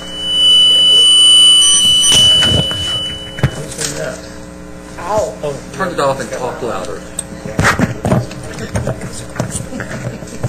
Oh, really? I've seen some very innovative responses. There you go. do my Donnie and Maria impression. I think it'll take added importance, and as it should. If you look at any research, what employers want more than anything is critical thinking skills and communication skills. So the way we integrate those into the framework will be important, but are separate to this conversation. Are we ready to move on to the next? So this kind of thing, later down, we're dealing with quantitative literacy. In my mind, critical thinking, a part of critical thinking is to be able to determine the validity of quantitative research. So I'm not sure, and when I also look down, I'm not sure that we can deal with quantitative research, particularly across the country. And so I'm not exactly sure how we're going to make that work. I like the idea of it. Well, if you recall when we had this conversation 2 meetings ago, I got slapped upside the head by suggesting by my friend Judith in the back that quantitative literacy is a subset of critical thinking. I think it is. But as a part of the conversation, I think what was important about pulling it out and making its own, it is the application of mathematical concepts to real-world situations that targets the pedagogical shift that we're asking people to make when they teach those math classes that make this an important learning outcome. Or, excuse me, core curriculum objective. Well said. Lorraine's going to... So you're envisioning college algebra is now going to include this in their curriculum, in their course? I think that will be something that when we get into the framework, we'll have to talk about. Let's go to communication skills. There was lots of conversation. Joyce? We just wanted to, where it says to include written and oral, put to include written, oral, and electronic. And that way it includes... We had that discussion over here as well, electronic or digital communication. And someone said visual communication, digital communication, and electronic communication. Is it an issue of languaging, or are one of those words more important than the other? The visitors group said multimedia, but the conversation was the same, whatever works. So, yeah, I think when we look at the assignment here, which is to consider the core in the context of current and future demands on students, I think that's a very strong point, that communication goes beyond oral and written and into the visual and digital world, which themselves are linked together. When you look at these, visual, digital, electronic, and multimedia, does one word subsume the others? Visual.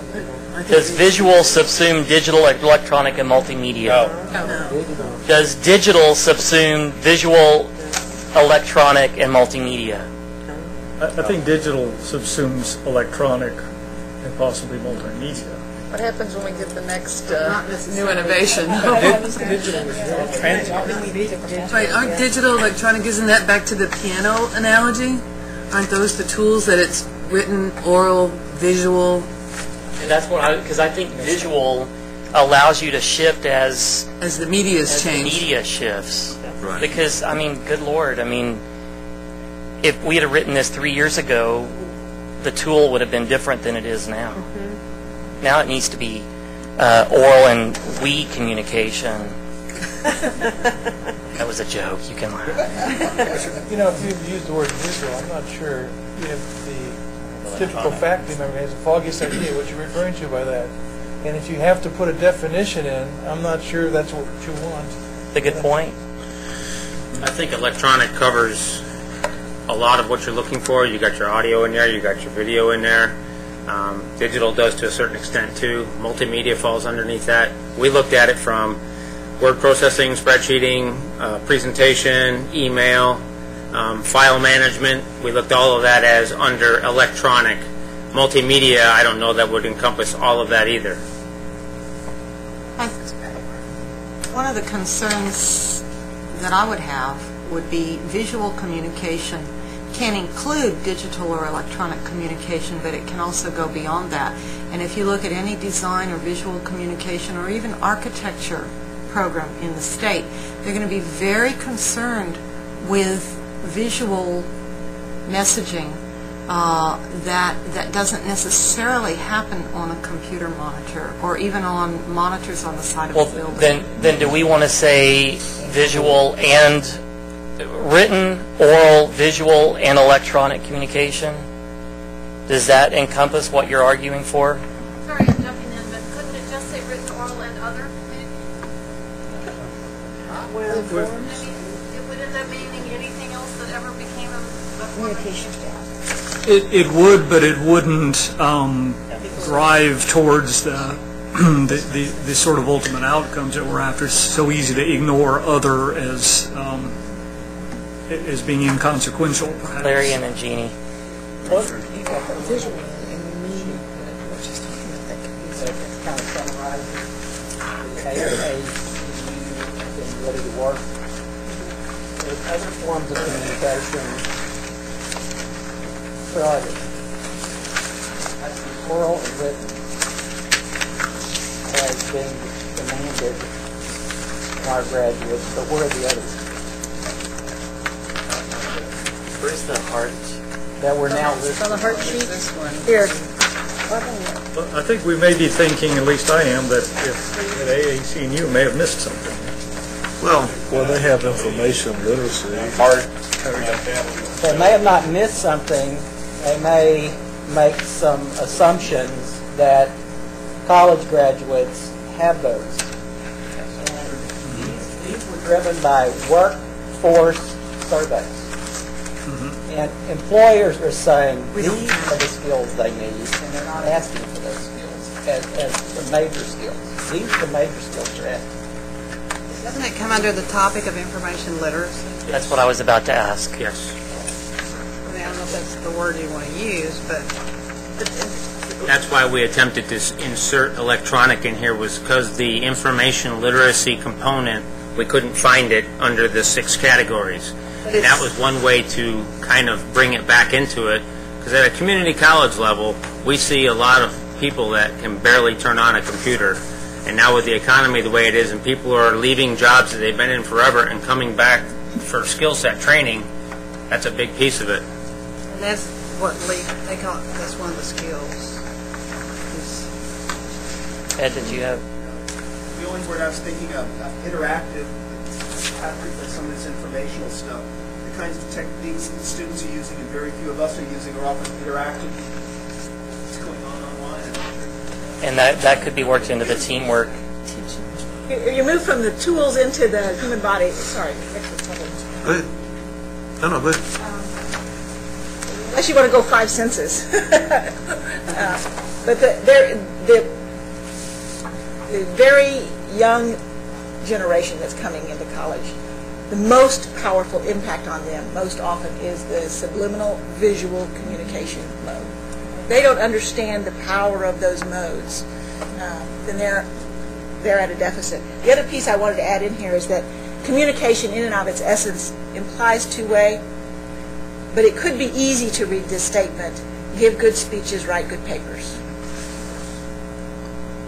Well, and I think that's why the working group added teamwork as a separate category. So I guess what I'm wanting to know from you all is, when we're talking about information literacy is exactly what Celia said. Receiving a visual communicated message, are we wanting to dabble in helping students analyze and understand that message, or are we wanting to include that as a skill in communication?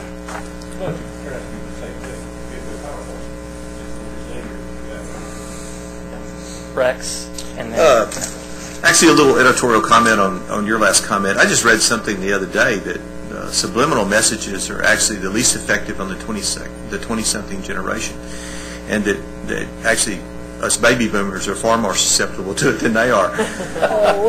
So I don't know. I mean, but actually, in the whole discussion, I think there's a couple of things we need to keep in mind here about expanding this list ad infinitum here. One is that we are looking for, in some sense, what we're looking for is the lowest common denominator in terms of, remember, what is it that we want a student to know when they are core complete, regardless of what their major is, regardless of what their chosen profession will be, and so on. And so that's why I say, in some sense, we're searching for the lowest common denominator. So I think we need to be real careful about kind of throwing in our own pet projects, in a way, and things that come from our own disciplines about what we think they ought to know.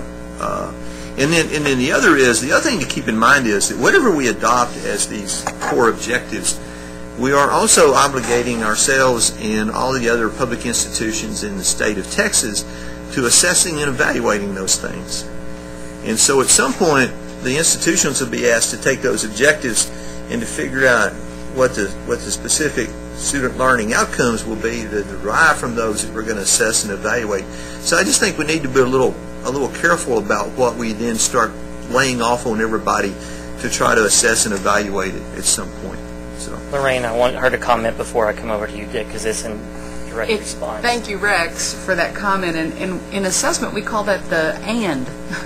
Every time we add an and, you're adding a new assessment measure. So I appreciate your comments very much. Well, is it about effective written and oral interaction, or is it about effective written and oral communication? Communication. Okay. Dick? Well, see, to me, I disagree a little bit with Celia here. I think communication is two-way, but I think this skill is more expressive as opposed to receptive.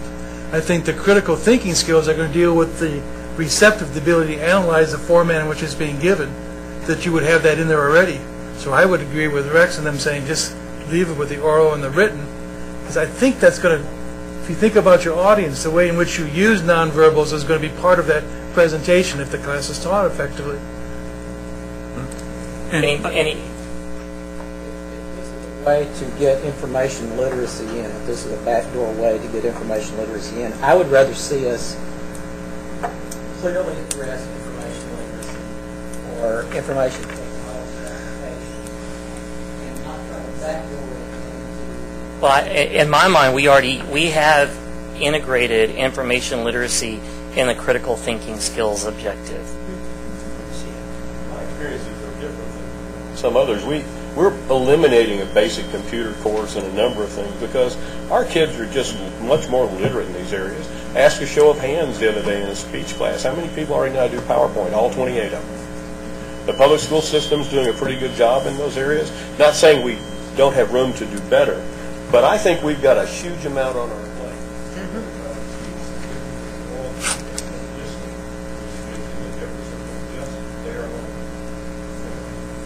Next meeting is going to be more. The more we add to that, the more impossible it becomes. Yeah. And to follow on that, the more we add, the less we can focus on any particular item. And so Larry brought up oral and written has been called out by several things as being of issue, and these others aren't. So if we expand it, we can't. If you expand, you can't concentrate. Celia, you get the final word here, and then we'll make some decisions. Maybe we can just flip it around. To communicate effectively, using a variety of modes, including oral, written, and other something like that. But it may be that we want to, I don't have any objection to keeping it the way it is. Anybody want to stake a claim? I'd like it just to say and stop there. If we want that literacy, I think it should stand on its own legs as a council by itself. Okay. Anybody want to argue against that? Okay, so we're going to leave it as written and oral. And we're going to go to quantitative literacy. What were your thoughts on that objective?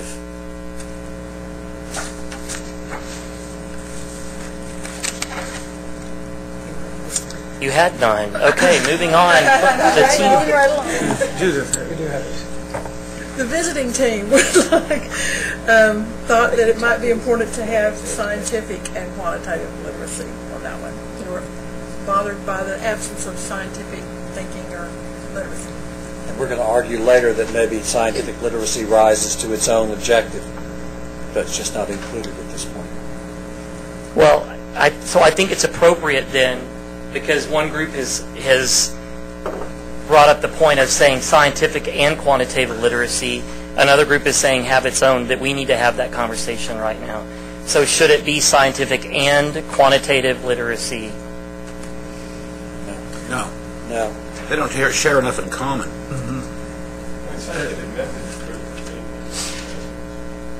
There's so much overlap. I can't get away from where we're I'd love for everybody to understand statistical probability and so forth, but where's it going to occur?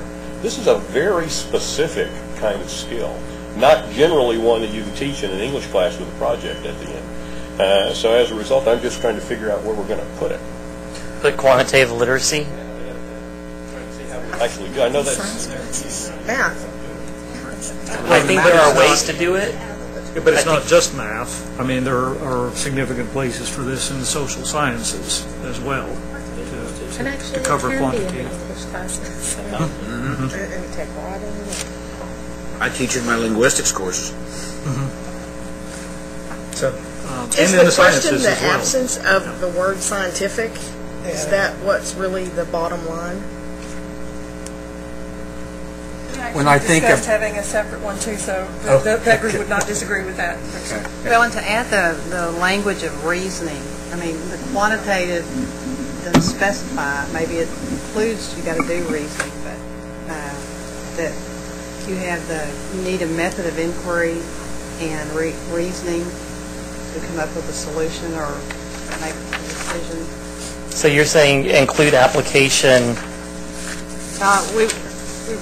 We discussed that actually make it a separate objective or else add it under critical thinking. The scientific part of it? Yes. Okay. The methods of inquiry, analysis. Well, then let's pull scientific out and know that we're going to have to talk about that when we get through the rest of the objectives. So let's focus on the quantitative literacy part of it. Anybody have a problem with it being in or have a problem with the languaging of it as it's written right now? I don't think we're going to have a core curriculum that doesn't have mathematics classes in it. Right. Maybe I'm wrong, but it's hard for me to imagine. And I would assume that this is where we would do the quantitative literacy. And it would, we have a little, some of our math classes do not focus on what most folks would suggest are real-world problems or real-world solutions. At least not widely viewed as that. But I think that kind of quantitative literacy stands on its own, and I think the statistical part is terribly important. And in fact, it might be more important to many folks to understand the nature of distributions than it is to understand basic algebraic expressions. Well, one of the things that our subgroup talked about when we wrote this is, you know, we gave you the things that we used as a lens through which to create this, and pedagogy was one of them. And our thought was that this shift, this core curriculum objective is going to require a lot of conversation by math faculty to integrate this into their classes, which if you look at the success rates of our students in these introductory math classes, this is what's missing. Mike? Uri Treisman at the Dana Center agrees with you about the essential nature of statistical thinking. And in fact, he came in and argued the point with the commissioner a couple of years ago, and that led to us revising the existing rules, the definition of quantitative, what could be included in math, and to specifically include stats. Robert? I think that pragmatically, this goes counter to that argument. In essence, what this is saying is we need to have a mathematics course in here, no question about it. And it also points to the idea that we need to have statistical concepts. So to require college algebra, for instance, in here, and then say, if we're including statistical concepts in that course, faculty are going to say, that's enough SLOs in there. I can't teach the ones I've got in there. This implies to me then that would there be two courses, or that you would take the mathematics course and then statistical concepts would be mapped throughout? Is that somebody was saying a minute ago that they're throughout? I think that's what we've got to decide, and I think that's the next step. But the question is, instead of limiting and editing our core curriculum objectives based upon what we think is possible or not possible, or how it can be or can't be taught, let's decide what, at the end of the day, we want our core curriculum objectives to be, and then let's figure out how the framework has got to adjust to accommodate them. Then I think I would add a little bit more to that, and looking at that, when you're writing student learning outcomes, you want to make sure that, like when you add something to it, you want to make sure that you don't have too many verbs in there too. And in here, we've got application, and we've got skills, which is competency. There are a lot of ands in there to that one major quantitative literacy. So how would you edit it? I think I would go just with the idea, stop at statistical concepts. Here's how I'm going to argue against that, just because from the standpoint of the committee, the problem that our students are having is that we are focusing on the concepts and not the application of them, and we're wanting this objective to force a conversation about the application of the concepts as a way of learning them, not just that you can purge the concept out there for your students to get or not get. I think we're agreeing if we stop that concept. I think we get into skills and address real-world situations. Take out and skills. If you're going to make skills, why not put real world in the very beginning to include real-world application of mathematical and statistical concepts? I like that. It's the and skills, I think, that just adds a lot of... So to include real-world application. Well, let me ask this. Why would you take skills out, and why not take concepts out and replace it with skills? I'm just being devil's advocate. It seems like application and skills are redundant if you're talking about concepts. Okay, I'll buy that. The skill is to apply the concept. Skill is the application. Okay. I'll buy. I want to, just before you get too much further, just make a reminder here in our discussion to keep in mind that what we're ultimately going to frame here and what the state and the coordinating board develops does not dictate anything about courses and course outcomes. That's all the institution's determination. So we've thrown out here some things about, algebra and speech and all that, but that still resides with the institution to determine which courses actually, fulfill the objectives of the core curriculum. So just keep that in mind as we go through the process. Wait, we have Shannon, and then we'll go to Lynn. Okay, if I'm understanding this correctly, we're really reshifting our focus onto skill development.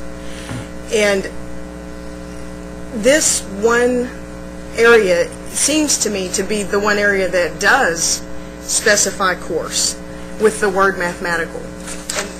I just wonder if there is any room to consider the skills developed in a math class that may not be in a math class, such as a logic class or some other kind of reasoning that gives that same outcome. Are we forcing ourselves to consider math as the only possibility for that? I hope absolutely not, because when we start talking about the framework of this, there's a lot of different ways to frame it, but one of those is to create a structure where these skills are embedded in more than one course. And in particular here, when we talk about real-world application of statistical concepts, there's a lot of stuff that can be in political science. It can be in things like demographics. There's a lot of places where there's a statistical concept to be applied that is more relevant to be taught in a social sciences context. So yeah, that's a good point. And we certainly on the subgroup never.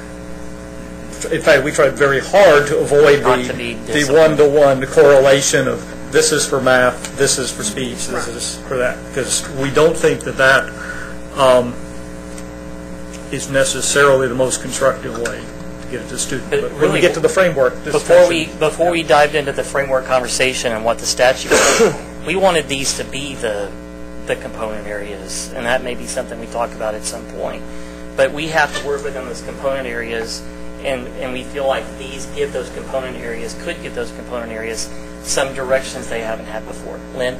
Yeah, to get back to Lorraine's concern with the ands here, I'm looking at this critical thinking and seeing critical thinking, creative and innovative thinking, inquiry, analysis, evaluation, and synthesis. Does this therefore mean that everything that we include under critical thinking must do every one of those? That wasn't our intent. That's a good question. That's what it seems to say. The way it's stated. What we talked about was that we didn't want to be so specific in defining. We wanted the institution to say, here's the framework for critical thinking, but in Judas College, they're having issues with evaluation. My college, the issues may be because of the nature of what our institution is. It may be the focus on innovative thinking. And I'm wondering, though, if we want to tinker with the wording here, may include or put an or instead of an and at the end or something like that, because I know that schools reading this are going to think we have to do every one of those things. Put some combination of.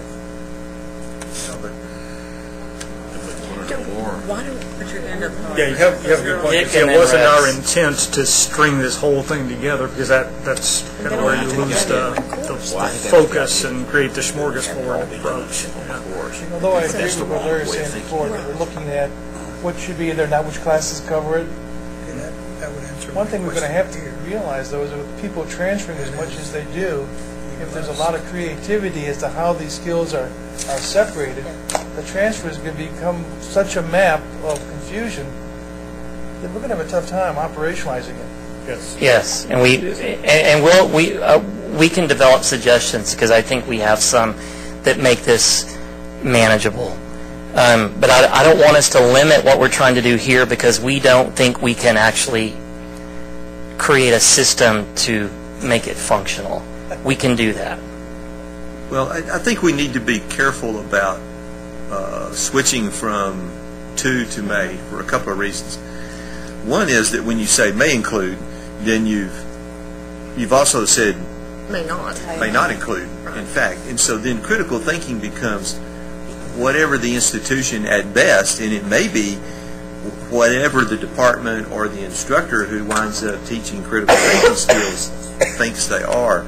And remember that one of the issues that underlies the core curriculum is that it be transferable and it be applicable, hopefully, to majors. And so part of what we have to also be cognizant of is that we are trying to arrive at some, at least quasi-standard set of skills and knowledge, for lack of a better way to put it, that a student can go from this institution to this institution, either complete or not complete, but they actually have basically the same skills from A that they would also get from B.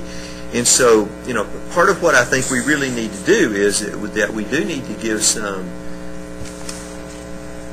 some fairly rigid, if you will, that's too strong a word, but we do need to give some pretty decent guidance, I think, as to what we mean by these things, while at the same time trying to skirt that line of not being too prescriptive about it. And that's why we came up with to include these kinds of things in the first place. Well, I want to let Danita speak, but I want to say one of the reasons that the critical thinking was longer than most of the others is because in our mind, that is something that every core class should address in some form or fashion. And so one application of it may focus on the innovative, and one may focus on the inquiry, and the other may focus on the evaluation and synthesis, and we'll have to operationalize that at some point.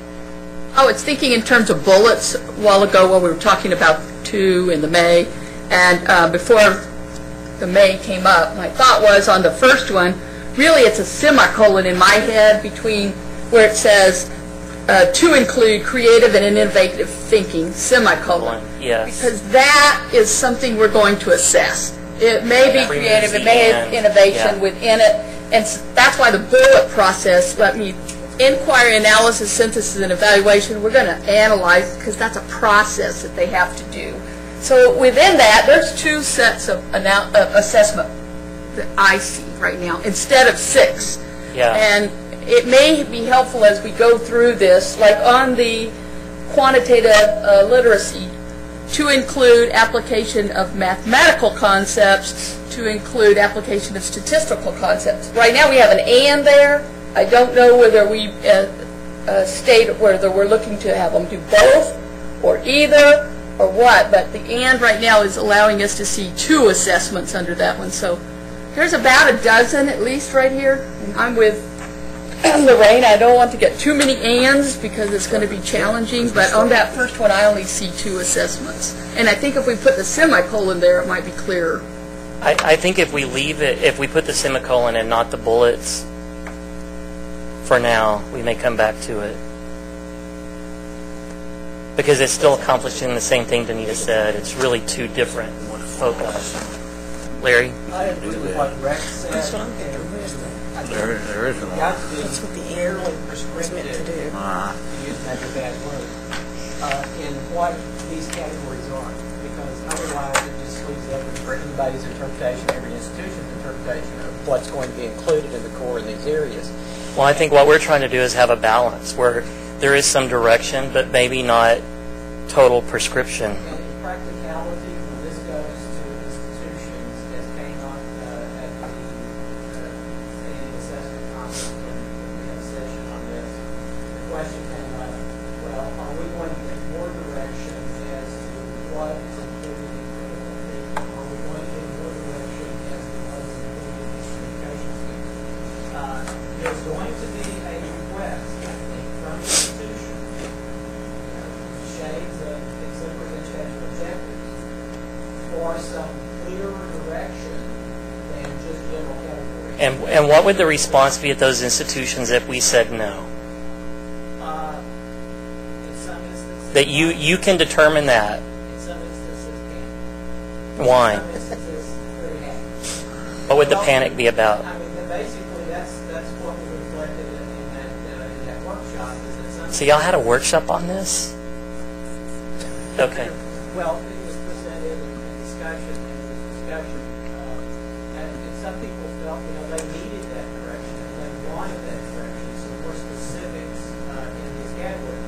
And I think when you start listing things like the critical thinking, essentially you're defining what we mean by critical thinking, and I think that is important, because there needs to be some general direction. But I want to, I can hear you, Larry, and I agree with most of what you're saying.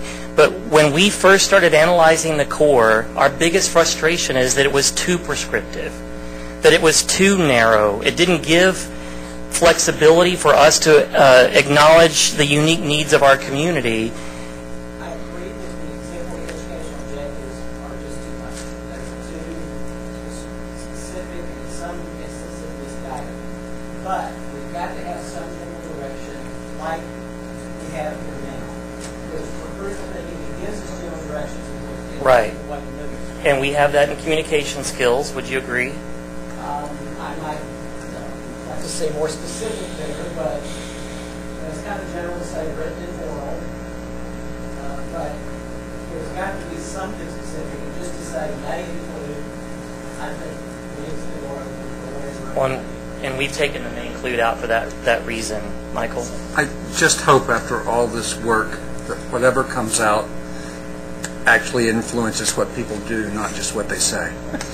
That's a very good point. Hear, hear. And yes, that ultimately this has got to help the student in whatever courses an institution uses to operationalize these things. The students, we hope. And that was our guiding conversation 2 meetings ago, the last meeting during the work group, that although we may bring all kinds of territorial questions, and we may bring all kinds of frustrations with implementation of the current system we have, we've got to ask what students need and then build something that fulfills that.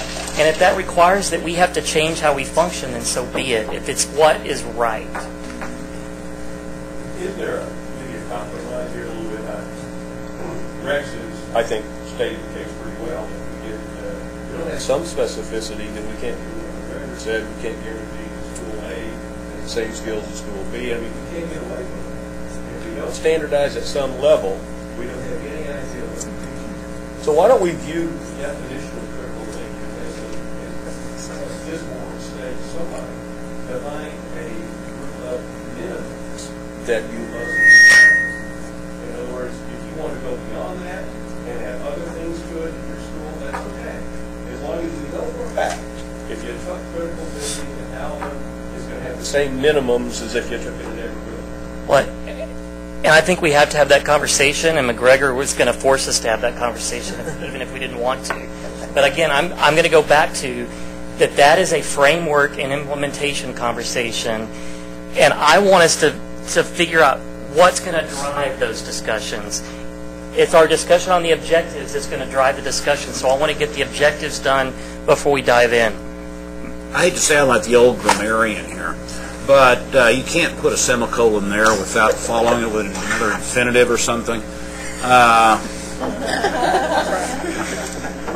So what would you include? I'd go back to a comma. Or just creative and innovative thinking and inquiry, analysis, evaluation.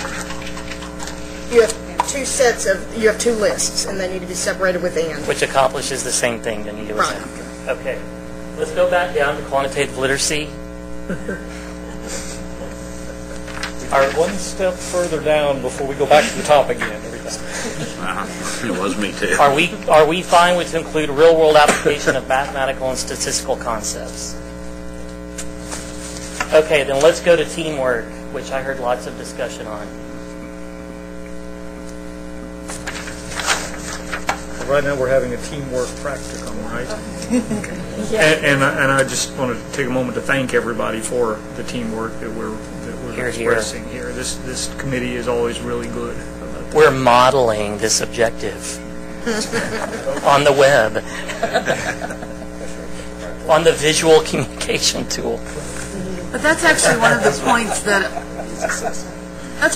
that our group came up with is yes, we are modeling, this is our group activity, but nobody taught us at the beginning of today's session how to do the teamwork, and that's one of our concerns, is that there's a difference between the pedagogy and the teaching of the skills. And so we talked quite a bit about how we just didn't want a group assignment thrown into every class and say, okay, teamwork, check, because that's not teaching teamwork. That's throwing in a practice. It's not teaching the skill. Point well taken. And I think we had the same argument, and I probably argued for it really ferociously when my other group members probably weren't as passionate about it as I am. But everything we do every day at our jobs involves working with other people. And so I thought it was strong enough to put it as an objective, and then when we get to the framework, we're going to have some serious conversations about how it is done. But the question today is it worthy of including as an objective? I think it's definitely worthy as an objective, and it's probably one of those that's going to force the most soul-searching on the part of the institution of how do we how does the institutional approach to meeting core curriculum truly, acknowledge this teamwork thing without just saying, well, chemistry lab, that's teamwork. Yeah. I think it epitomizes what you set out from the beginning. Say, is this fitting our world now? Yes. Looking at before. And this is one of those changes that drives us from the educational frame of 20 years ago to the it's a... Preach it, sister.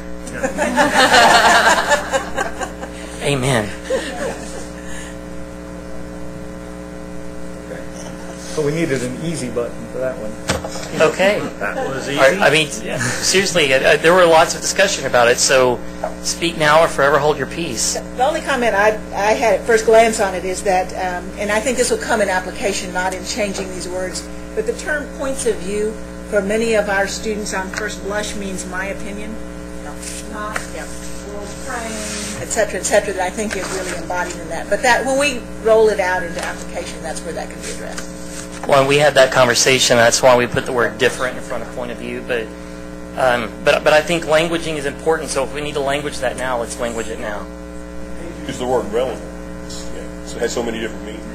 But almost everything I read,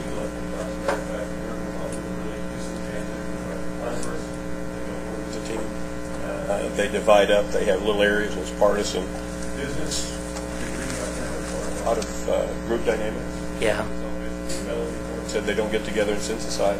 So I think this is as dead on to what's current as anything we put in there except critical thinking. I think what's exciting and frightening about it is it of all the things in the list, it's the most frightening because it's a game changer.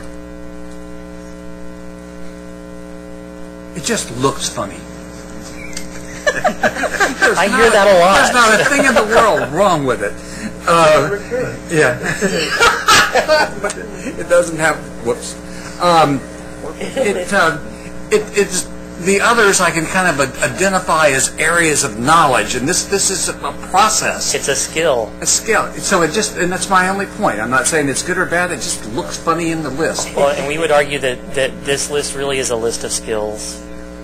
Yeah. But this is a skill that does not naturally conjure up a content area. Yeah, exactly. I mean, divergent viewpoints, you bet.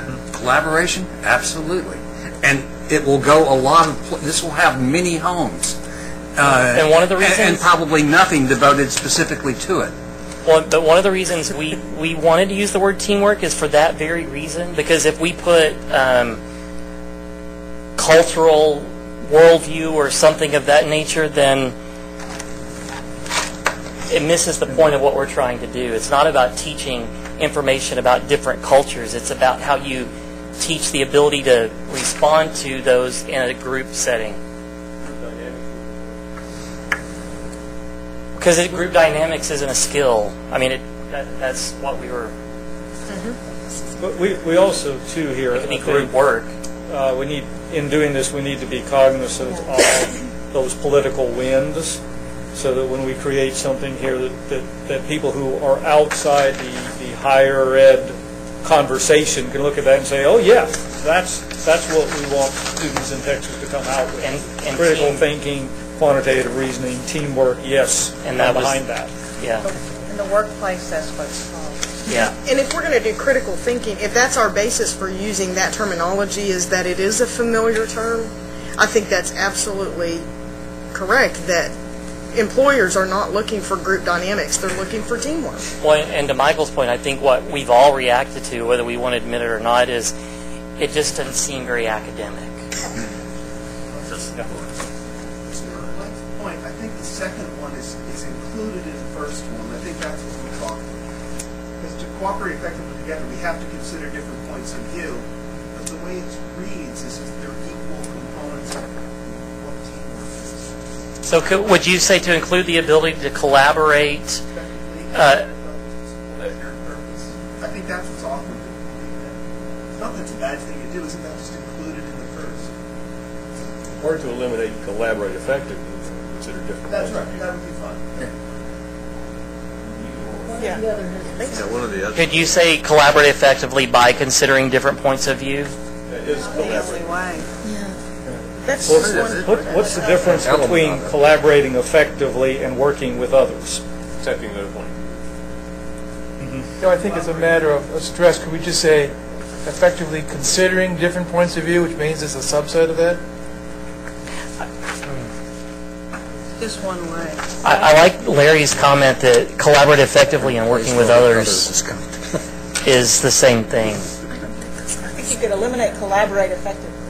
How about to include the ability to collaborate effectively for a shared purpose? Sure. Yeah. Accept that. And I don't think the goal is necessary You're right. or shared purpose. I would speak about taking out considering different points of view, because I think sometimes people collaborate by dismissing people or getting railroaded or whatever. And I think collaborating effectively and considering different points of view are different pieces of the process. And so I would urge that you consider keeping both of them. No, I don't think so at all. That's Thank you for making my point. Celia? Actually, it was pointed out to me fairly recently that collaborator has both negative and positive connotations, particularly in some communities. And I would advocate for include the ability to consider different points of views and work with others to support. To support a shared. Right. Yeah, because we do at times tell students do not collaborate on this exam. You know, that's a good point. So are we comfortable with saying the ability to consider different points of view and work with others to support a shared goal or a shared purpose? I mean, how about if we work effectively with others? Yeah, because it's not about just working, it's working effectively.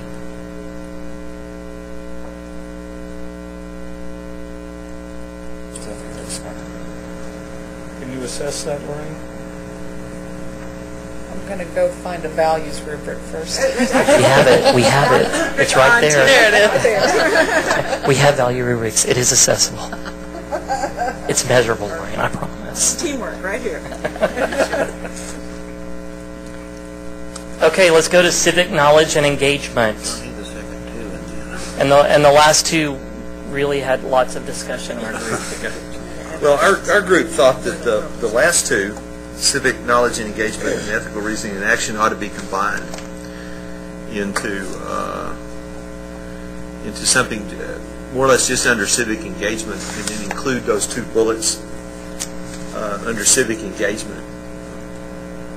But the reason we broke it out is for the same reason we have critical thinking and teamwork. Ethical, the word ethical is one of those, Dick just hates that I just said that, but... I mean, I think it's political correctness at its worst. I mean, we all think there should be ethical reasoning, but there's no way you're going to assess that. And those studies which have looked at that suggest that teaching someone to think in an ethical way has nothing to do with how they behave. You know, the situation is more of an influence than the thought process behind it.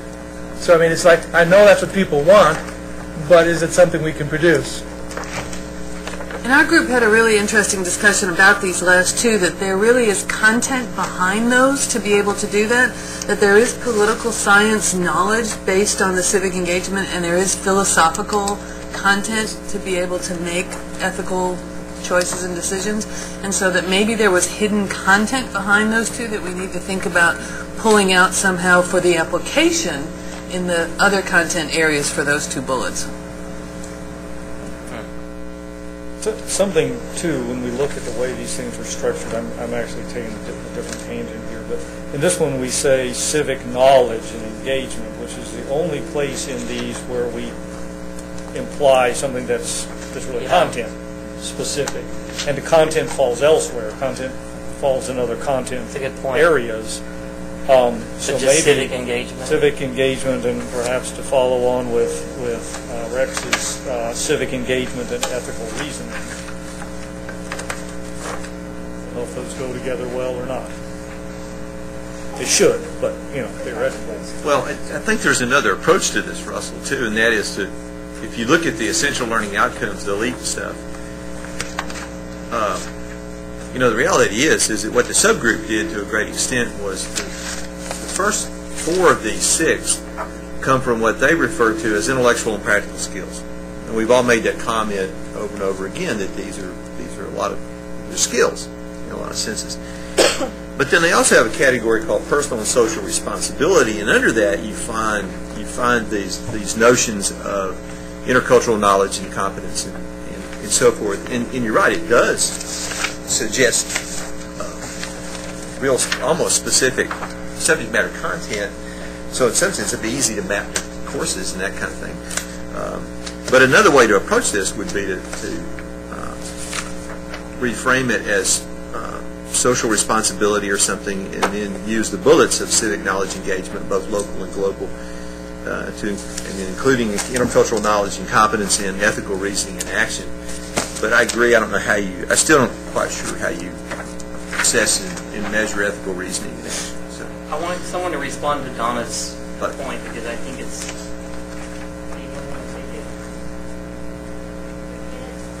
I think there's several disciplines that teach ethics. Really teach the content. I know in computer science they talk about teaching what happens with the information if you abuse it, if you use it in the wrong way, all of those things. I know in nursing you teach ethical behavior. All of your health sciences that do anything to patients, they do all the teaching about the ethical behavior and consequences. And so I think there is content to support that in many areas that we of our. Those are the applications. That's not the content. So what would your recommendation be? Well, we talked about kind of the basis of philosophy type of courses that really get into that foundation. And I guess that's one of the questions, is whether this is about, if I may call it, the theory of ethical reasoning, or the real-world application of ethical reasoning. How much of that theory do you have to have before you can do that? But that's the point, is you have to have some theoretical content basis to have a discussion about the real world. But how you measure it later to see what they did with it. I'm sorry, I'm trying to get... It's so hot in here, I'm about to pass out. It's the problem with having natural insulation.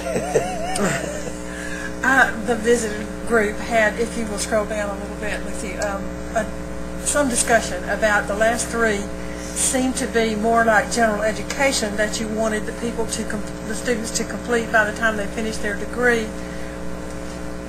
Should they actually be just core? Were they general ed and not core? So I don't know that we reached a resolution on that. We also had the discussion of how on earth do you assess them. So we had some concerns about this last time. I kind of am with Rex on the personal and social responsibility for a couple of reasons. One, the term civic gravitates towards a course in my mind. I think we're trying to move away from course specific and think of this as a curricular whole. I think I would take issue with what Judith said, in that I do think these are things that we want students across the core to be able to do. I think these are elements that could be built into the core that would be expanded as they go forward in their full general education mode. But to promote the idea of capacity of assuming that students are going to get this set of things in the state of Texas if they go through this process. It's exciting. That's some pretty important thing. And it also would place the need for the engagement process early in the curricular frame that moves us away from getting the content in and moving on. It requires us early on to do the engagement piece, which I think is an important move we're making too. One of the reasons I was excited about it as an objective is exactly what Celia's saying.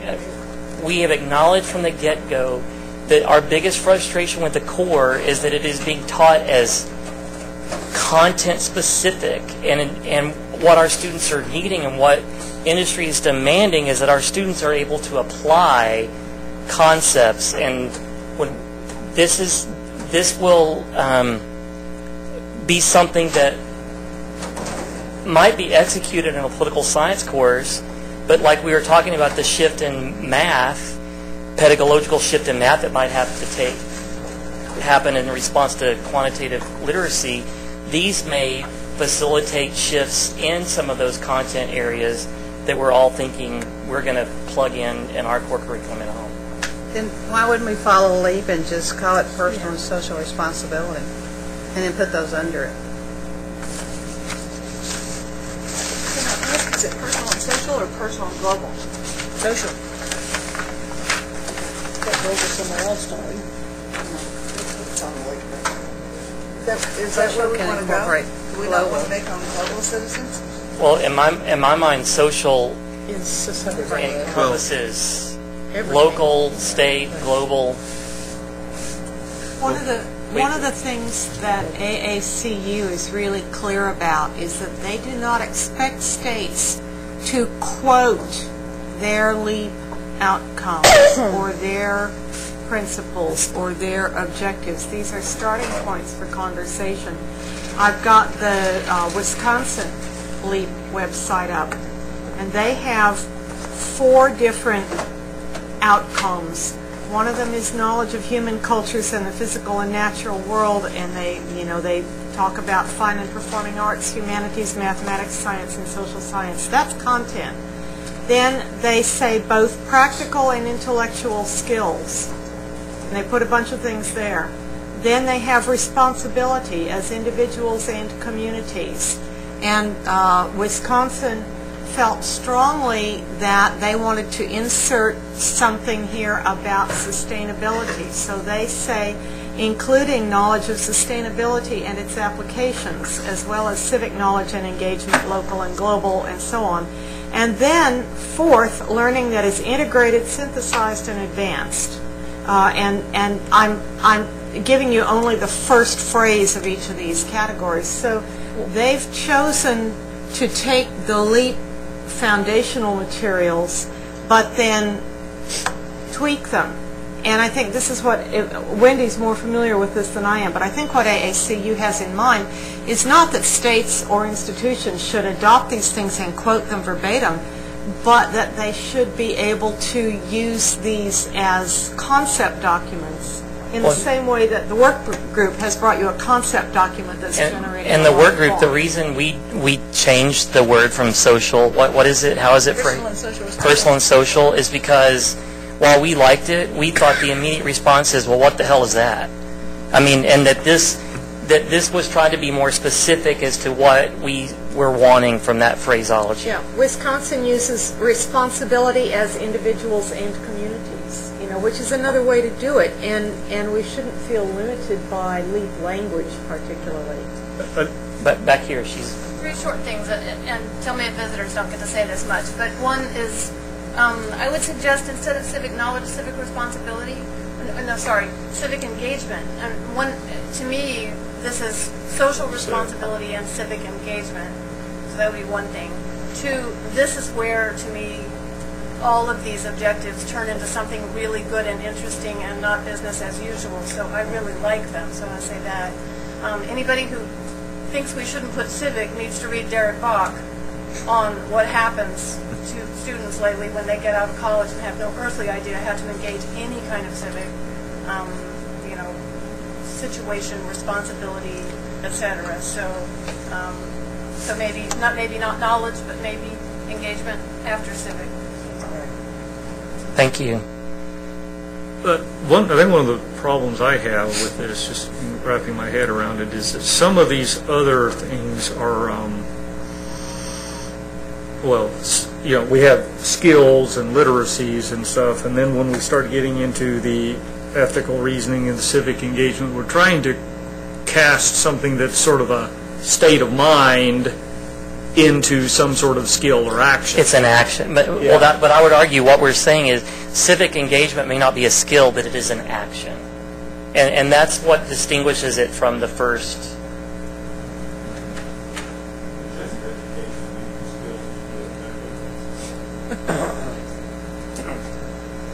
I'm not for effectiveness at all, so. I rest on you.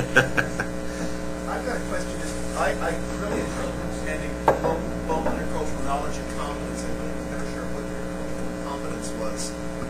But, you are talking about information and skill here. You have to understand your civic community, and you have to understand how to act in it. And the same way with ethics, ethics isn't just having an opinion. It's having an opinion that you understand certain things, how to approach things, and you understand how to apply those skills. Now, anybody can do this, but I think these are like quantitative skills. You learn math, you learn statistics, and then you learn to apply it. And I'd say that's what really good civic engagement involves. You master certain information about your community, then you learn to apply it. And that's just an aspiration you're having. But I think we're going really far afield. I think these are really crucial. I can't imagine a core competency that projects individual responsibility and civic accountability in some way, which just seems to be the same. Isn't this like the, I'm sorry. Go ahead, and then I want Lorraine to, go ahead.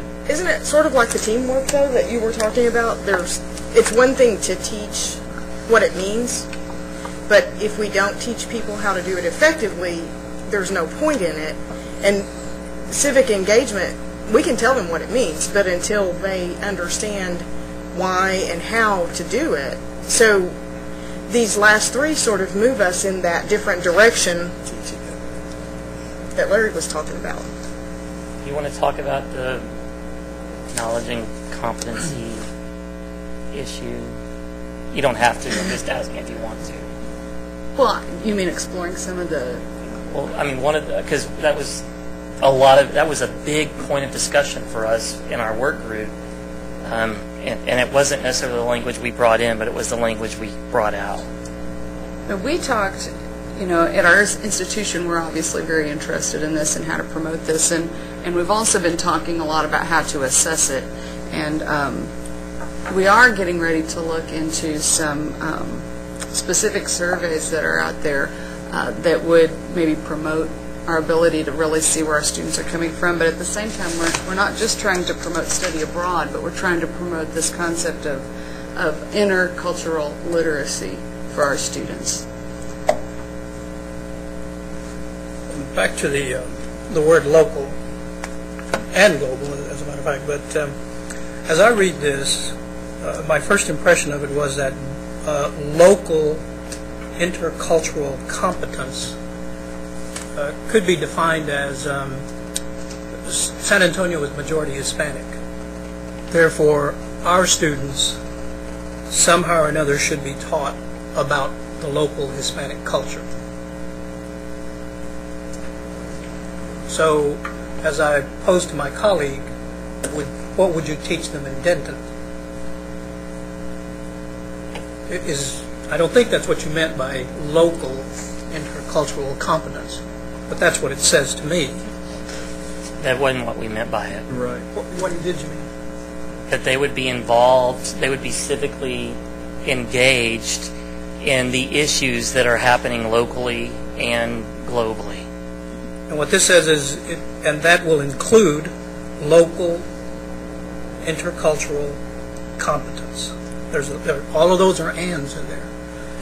And I think there's one more thread that runs through this that I think the courses that you would require would answer it, but it almost says local to be San Antonio and skip over to the world. But what about Texas culture? What about U.S. culture? I know, as I said, maybe that's taught in U.S. history, but it seems like there's a big gap there. Yeah. Certainly the intent was to say the spectrum, the full spectrum, from local to global. But you're absolutely right, that's not what the actual words say. Local and global. I think we... Yeah, that was good. Say local to global. Yeah. Well, right. I think we've conflated two different ideas here. And one is the notion of civic knowledge and engagement that Edward was talking about, for example. And that really is local, state, national, international, local to global. And it's one thing to have knowledge and engage in those activities, but and then I think it's actually a separate thing to talk about intercultural knowledge and knowledge of other cultures and that kind of thing. So it's one thing to understand what your local government is and how you engage in that and how you participate in your community. It's actually something else to understand other cultures. It's really that's two different knowledge sets, I would argue. By and large. Now there's related, but it can still be two different things. So.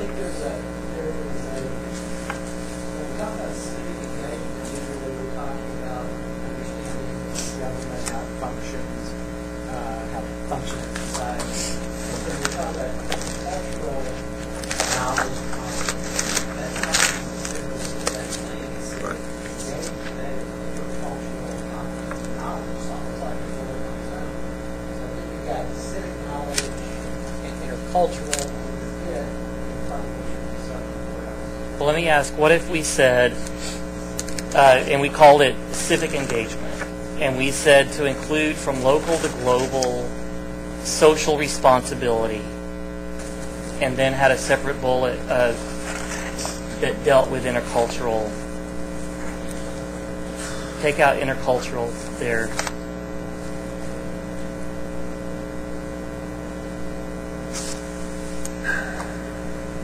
Let me add one more. I think the broader heading needs to be something more like, I mean, I just go back to the lead language, but I think the broader heading needs to be something more like social responsibility or something, because again, civic engagement implies a certain set of knowledge and skills, and intercultural awareness or knowledge is a separate set of knowledge and skills. I mean, you can be very aware of other cultures and never actually be civically engaged. You can also be civically engaged and be completely ignorant of other cultures. I mean, but that's where the word responsibility.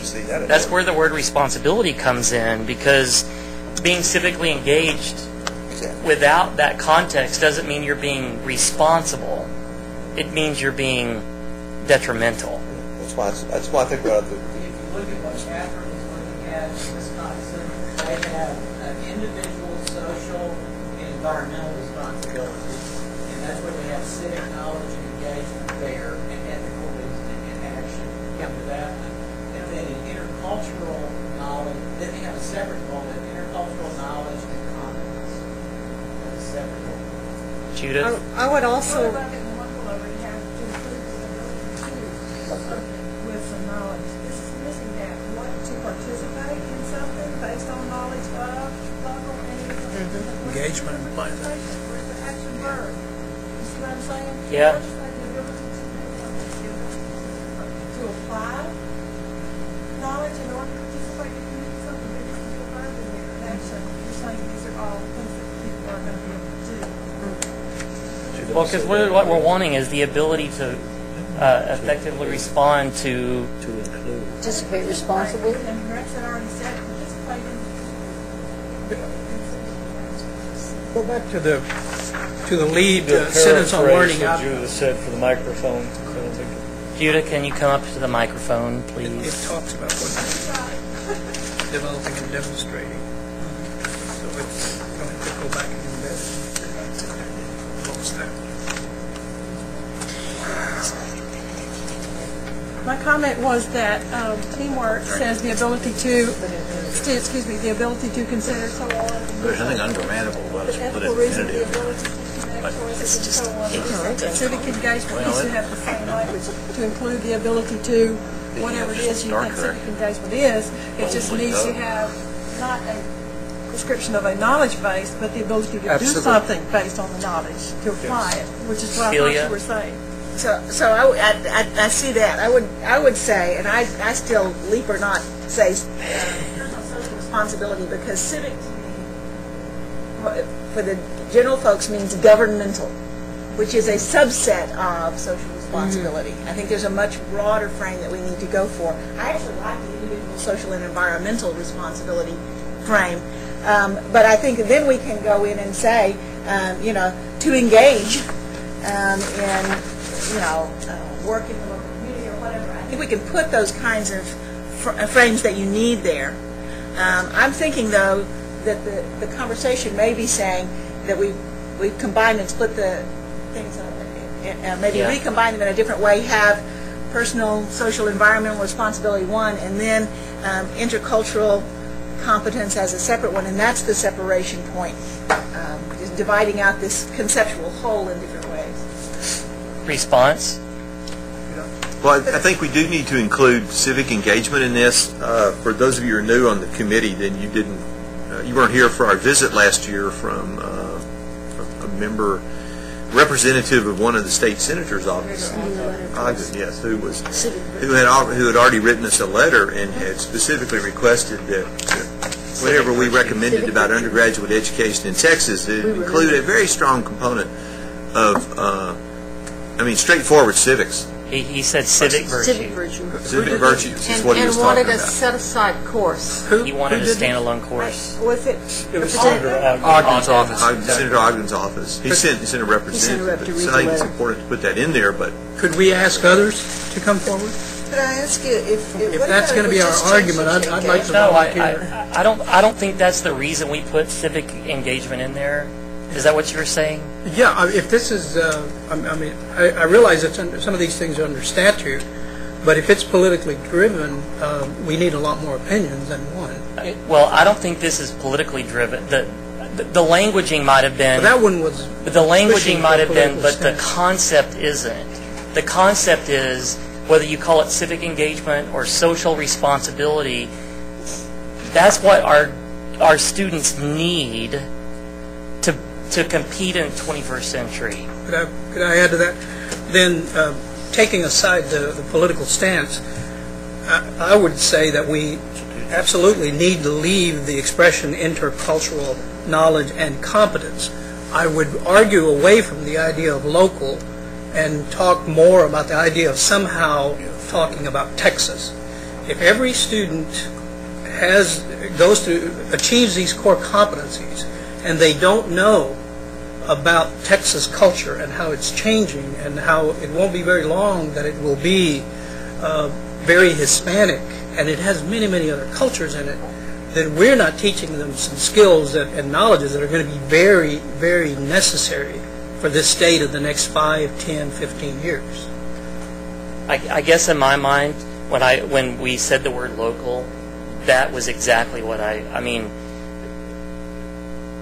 And it's obviously vague because we wanted some broad opportunities for people to respond to it, because institutions might respond to it differently, and I think should have the option to respond to it differently. But do we need to specify locale? Do we need to say local, regional, national, global? Can we just leave it and then statewide? And say social responsibility? Yes. Could you change it to the title just be engagement and then put social in the piece below it? Does that help? If there's teamwork, there's engagement, and then ethical action. Yeah, and then it becomes social and ethical actions as a piece. Engagement is sort of an education buzzword on its own account that might confuse some people. Like civic engagement. Civic engagement is big in political science and public affairs right now. I thought that's what it was here. If I were to state this, I just modestly suggest something like to develop the skills necessary to engage effectively in regional, national, global, and then I throw the word communities and cover almost everything. I like that. Can you state that again? To develop For the microphone, please. Okay. Sorry. You need to specify it. To develop the skills necessary to engage effectively in regional, national, and global communities. And then that sort of brings in this whole broader notion, and it allows you to go a variety of ways. To develop doesn't work, though, because you're up at the top, we're saying... Cultivate. To apply. How about to apply? Well, I'm thinking you need the skill sets. You still need to learn that China's in Asia. Learn and apply. Foreign policy. But that would be always a inherent if detail you said It would be simply to say the ability to engage To the- effectively. yeah. That's fine. That's fine. Yeah, that would parallel the other language.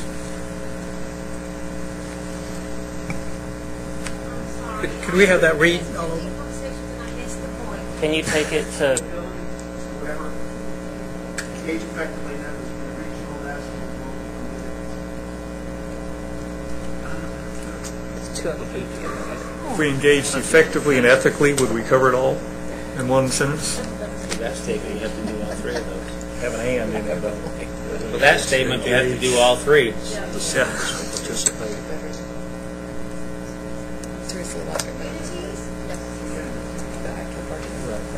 Okay. I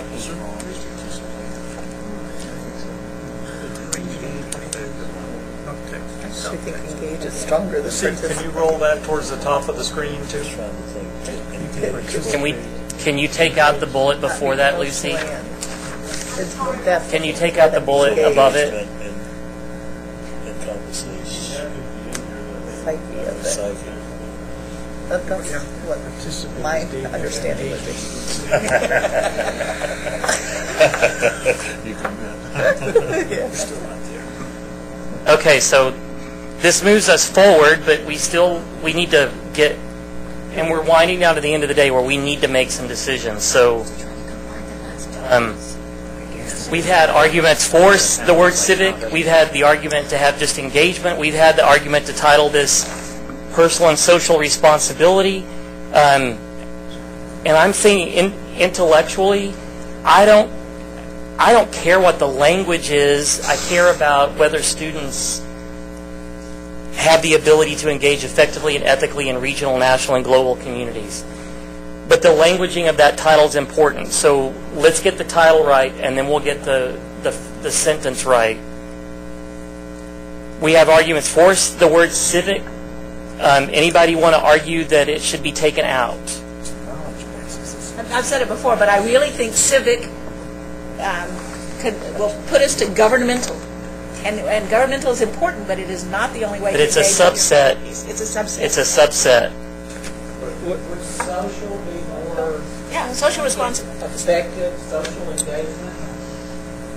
Anybody have a problem with the term social engagement? I don't think when you hear that, that doesn't mean anything. Yeah, it's like a party. Really? Fraternity, exactly. Well, in the Wisconsin model, they do, in fact, under their individual and social, civic falls in there. Civic, knowledge, and engagement falls. Well, what if you said civic and social engagement? And if you have the word responsibility, I think that changes the context of social. I mean, social engagement, like, could be fraternity, but social responsibility isn't fraternity. Yeah, responsibility. Rex?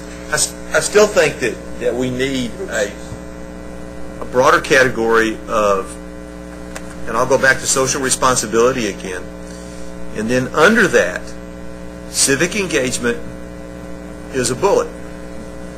Civic engagement, the ability, and define it as the ability to engage effectively and so on. And then another bullet would be, I think another bullet would be something to do with intercultural awareness, or, something about global, I don't know, whatever you want to call it. Knowledge and competence. Yeah, and that's fine. And then a third bullet deals with ethical reasoning, and then define that as the ability to connect choices and actions to ethical decisions or something.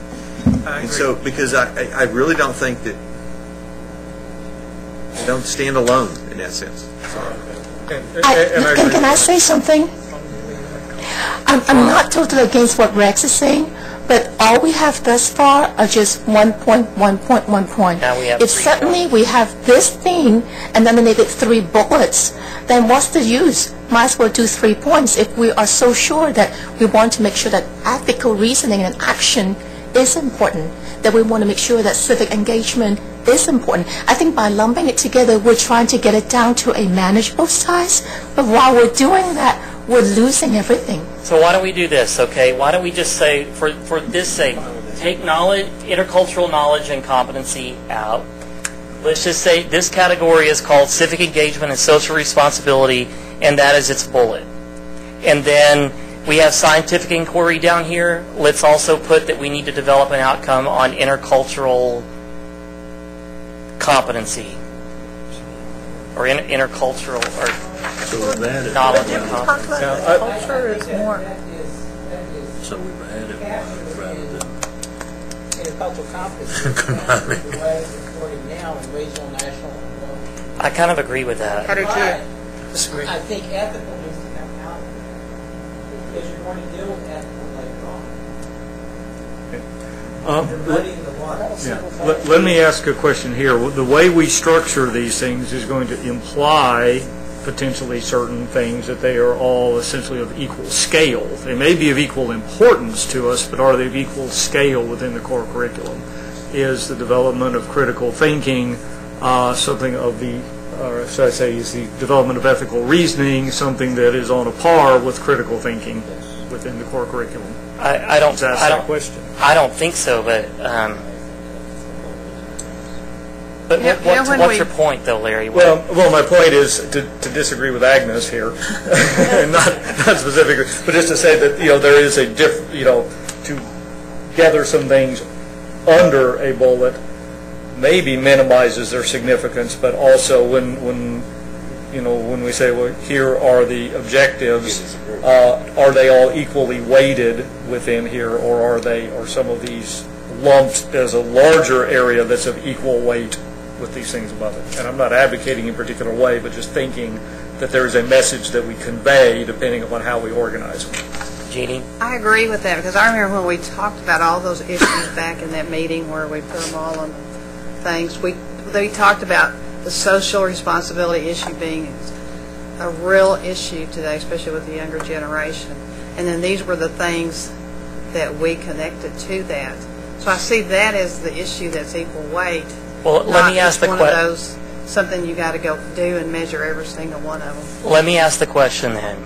If we leave it, civic engagement and social responsibility, to include the ability to engage effectively in regional, national, and global communities, do you see intercultural knowledge and competency as an unspecified requirement or in that sentence? You have to have that to be able to I see it engage effectively. unspecified. I do too, but I want it because Lord knows that what's going to happen to all of us at the end of the day is going to be telling the responses that we're going to start getting based upon the conversation we had today. So I just want to make sure we're getting this right.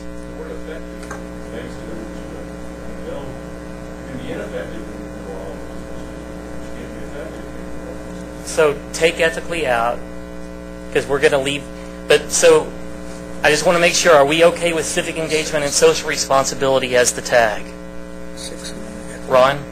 I want to take a look back at the purpose statement and raise the question whether or not we've addressed one of the items in this purpose statement. We say, through the core curriculum, students will gain a foundation of knowledge of human cultures. And so where in the objectives do we match that statement in our statement of purpose? In civic engagement and social responsibility is where I see it. Is that, it's not explicit? Yeah. Right. It's there, but it also is, and we have to keep in mind that all of this comes attached to content areas of instruction. That's true. Cynthia, and then When we were supposed to get to the broader comments at the end of the day, our group said at the very beginning that the first thing people read is going to be where are the disciplines, and it would be helpful to have one bullet, kind of like what LEAP does. I mean, I'm not for mimicking them, but they certainly do have some good stuff. And our own work in our program was gain a fundamental awareness, gain an awareness of fundamental areas of knowledge, and I think certainly. Diversity is one of those fundamental areas of knowledge that could be listed there. I think maybe an additional category recognizing these broad knowledge areas would be helpful. But here's I agree with you, and I think the unspoken, or maybe even is spoken perspective is, these are not knowledge specific. They're not discipline specific outcomes. It is by purpose. The framework will help us map where these go to content areas. But I think part of what we want to do in the core is specifically breadth of content. Yes, and I agree, and I agreed totally with you 2 weeks ago, because y'all will remember I made that argument for taking that statement repeatedly and starting that right under purpose, because I agree that we need to also make sure that we don't lose sight of the fact that there is a knowledge content component to this that is very, very significant and very critical. And it addresses some, but not all, of the things in the purpose. And then other parts of the purpose are the skills that may or may not derive directly from that coursework. We have to ensure that those skills are also embedded in. But our whole perspective was these are applications of the knowledge that students are getting in the course concepts right now, and we don't want to get into the business of telling an institution what their course content necessarily has to be, but that in teaching your content, these are ways that they've got to, these are some outcomes in the ways you execute the teaching of that content. And my fear is if we get into delineating knowledge-specific content for culture, then we've got to do it for everything. And we already have that by the component areas. Cynthia. Well, and that goes along with what I wanted to say, because if you're going to separate out culture, which I actually think is subsumed under communication and critical thinking and teamwork, you can't do any of those if you don't have knowledge of culture, then you've got to go back to the purpose and pull out physical and natural world, and you've got to have, the understanding of the world and the sciences somewhere in all of this, because the sciences aren't reflected in terms of this, in terms of the physical and natural world. So if we're going to pull things out from the purpose and make it separate entities, then you have to pull out everything from the purpose, not just the cultural piece. I think it's a good point. Our purpose for the purpose was to say holistically, this is what the core is supposed to accomplish. These are the objectives that are specific to the core curriculum objectives for the state of Texas. It could be, not to derail this train, but that we missed a piece of our document here, that we might perhaps should be calling these, that we're talking about something like core curriculum skills objectives, and that there is a core curriculum content or disciplinary We have the content already. Those are the core component areas. That's your content. These are the overarching objectives. And I think we get back to fulfilling it when we add scientific inquiry as a skill. And then we're golden, I think. If we add that, we haven't gotten to that piece yet, and given all this kind of discussion, I'm not sure where that discussion will go. Have faith. Have faith. Let's go there and come back. I suggest the addition of one word to this.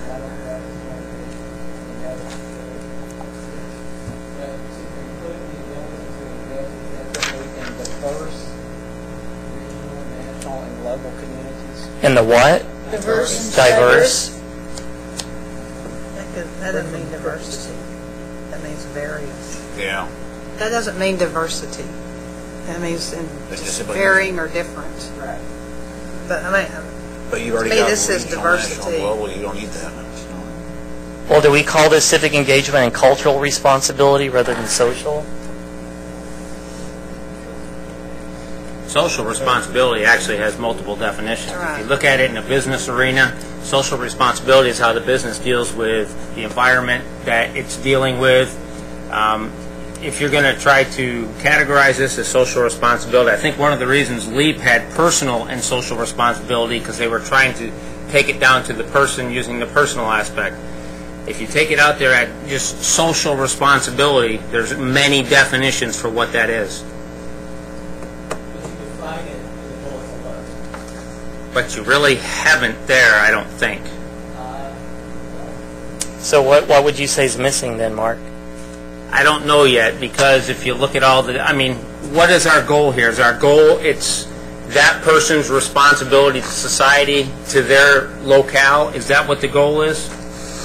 I think the goal is that the student, because we're talking about, what the student takes away from this, the student understanding that whole scope of social responsibility, both the actions of a business, the action of an individual, the action of a government.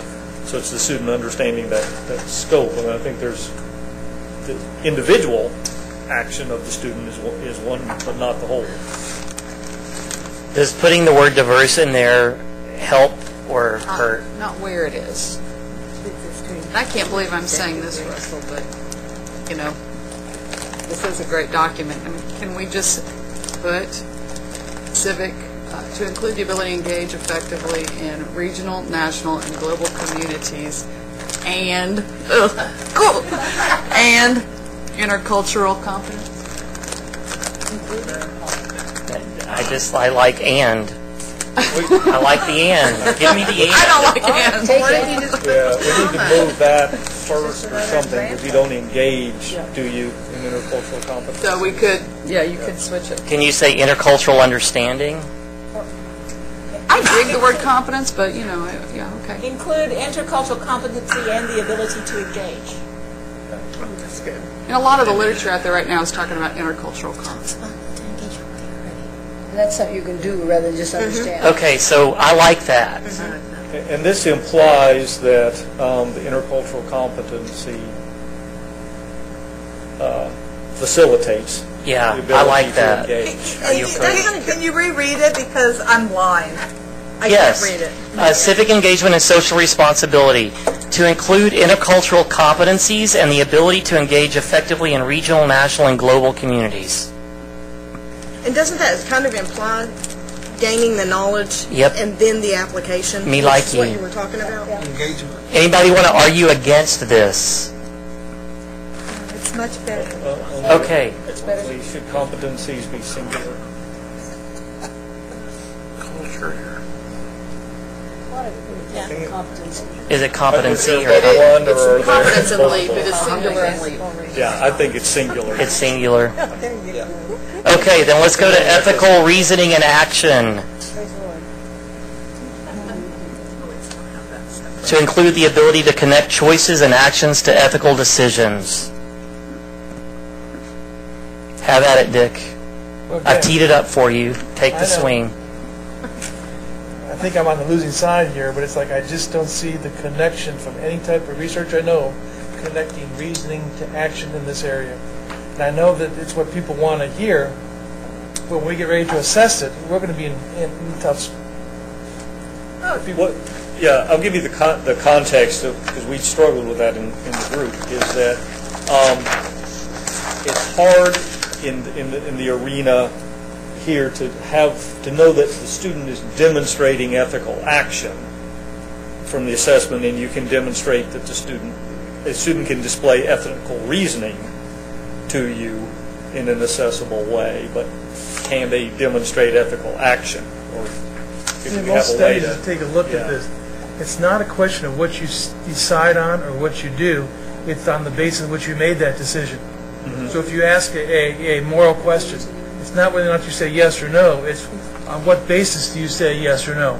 And some can be simplistic, some cannot, be more complicated. So when you tie those two together, I just don't know when we get ready to evaluate it. What tie to? Reasoning to action? Yes. Okay. Ethical reasoning influence your action, inform your action, will be the underpinnings of your action. Is that true? So would you just call it ethical reasoning? I could live with that. Can I give you an example here? As a psychologist, when we're training people for therapy, you have to know your own values. But when you're dealing in a therapeutic, it's not your goal to impart your values onto the client. You're trying to sit there and let them understand what their values are, so if they make a choice. But that's a far different thing from saying, okay, let's give an assessment here of how my reasoning affects my behavior. Now, I think you can do it in discipline-specific activities, but not in a core. And I think it's being done in discipline-specific, in terms of what are the ethics of salesmanship, what are the ethics, But when you talk about it as a generic skill, I just don't see how we're going to operationalize it. I think there are ways to do it. I think there are broad ethical frames and ethical decision-making, and maybe it's decision-making. There are ethical decision-making models that go with, the 5 general principles that undergird ethical models across, and you move pretty quickly from that to, beneficence, non-maleficence, justice. And then you can move very quickly from that to how those immediately come into conflict with each other and why you have to go through a decision-making process. So what if we call it ethical decision-making rather than ethical reasoning and action? I would prefer that myself. That's better, I think. And then is to include the ability to connect choices and actions to ethical decisions. That's actually a better reflection of the new title than it was before. But you're defining it by itself, so we need to take ethical decisions out of the definition of ethical decisions. To connect choices and actions to Decisions. But then you've gone to anything, just take out the two. But you're still using ethical to define ethical. We might be, this is what we did on our campus, to be able to articulate and apply the values that undergird, this is frames a little bit differently, that to get students to be able to articulate and apply the values that undergird their lives, the UNT community and the larger society. So we could move to a values kind of a thing out of that. So how can we rephrase? I don't know about the rephrase, but we try to teach it an ethics class. The students are very confused generally about ethics, morals, and all. Yes.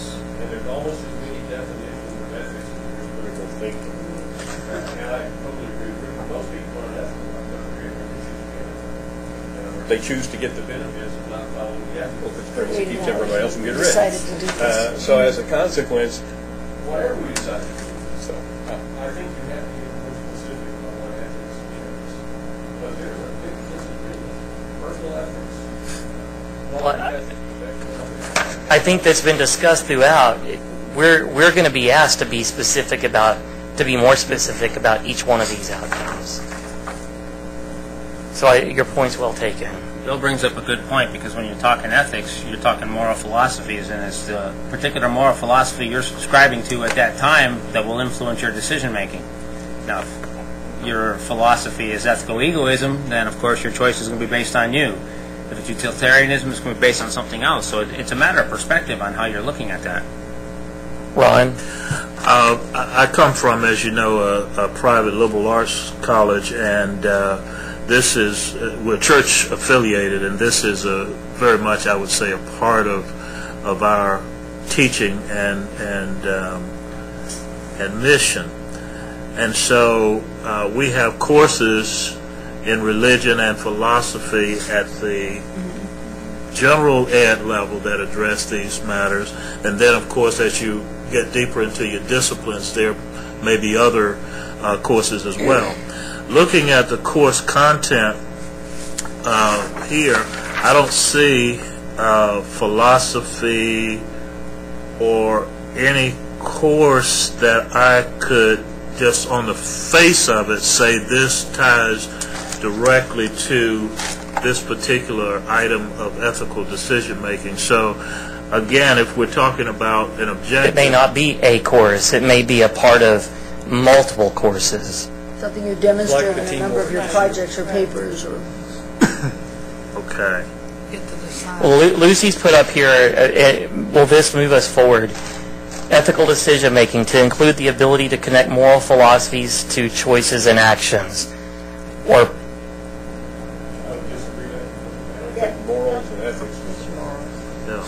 I think there's a great deal of confusion. I agree with Bill that it's so complex an area. Well, and I'm going to may argue be difficult, even if you say it's dispersed over these courses, it may be covered in several of them. Just as an outsider now, it's not clear to me.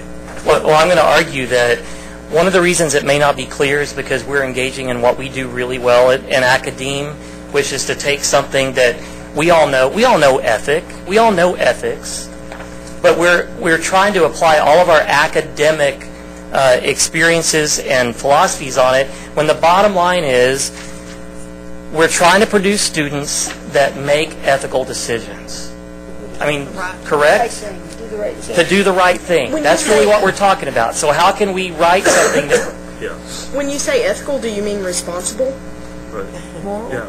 I mean, could you say to include the ability to connect or to make responsible choices and actions? I kind of like that. Well, wait a minute. You're going to have to go now back to your earlier question about intercultural, because if you go back to that term and you look down here, all of a sudden if you take a look at students coming from another culture here, now you've done something else. What do you mean? Well, if you take a look at, we have a number of Muslim students at Angelo State. The way that they connect their moral philosophies to choices and actions may not be what we want to hear.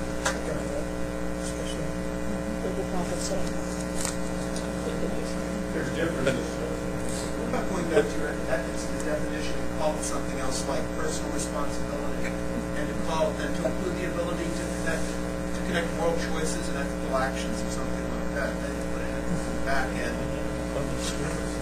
So we have civic engagement and social responsibility. For this one, instead of calling it ethical decision making, we call it personal responsibility, and the definition is to include the ability to connect moral choices and ethical actions. Yeah. I like that a lot, but Danny doesn't. You want to tell us why? I think the concept of morality is too individual to make that a core requirement. I think if we use the personal responsibility and went back to our original to include the ability to connect choices and actions to ethical decisions or something along that line, Does that come closer to what you're Yeah. looking? And you're not defining what ethics are for any individual. You're just saying you need to understand how to take your own sense of ethics and use that as the basis for decision making, which also applies to morals.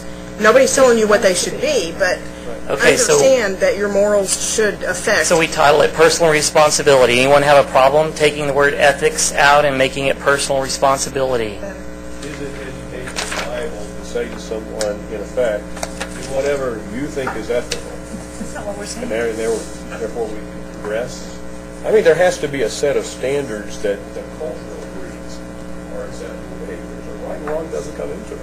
I mean, you're basically giving someone the opportunity to do anything that basically would be against ethics. But with personal responsibility defined here to include the ability to connect choices and actions to ethical decisions, that moves us forward. I mean, I think that deals with what you're talking about on some level.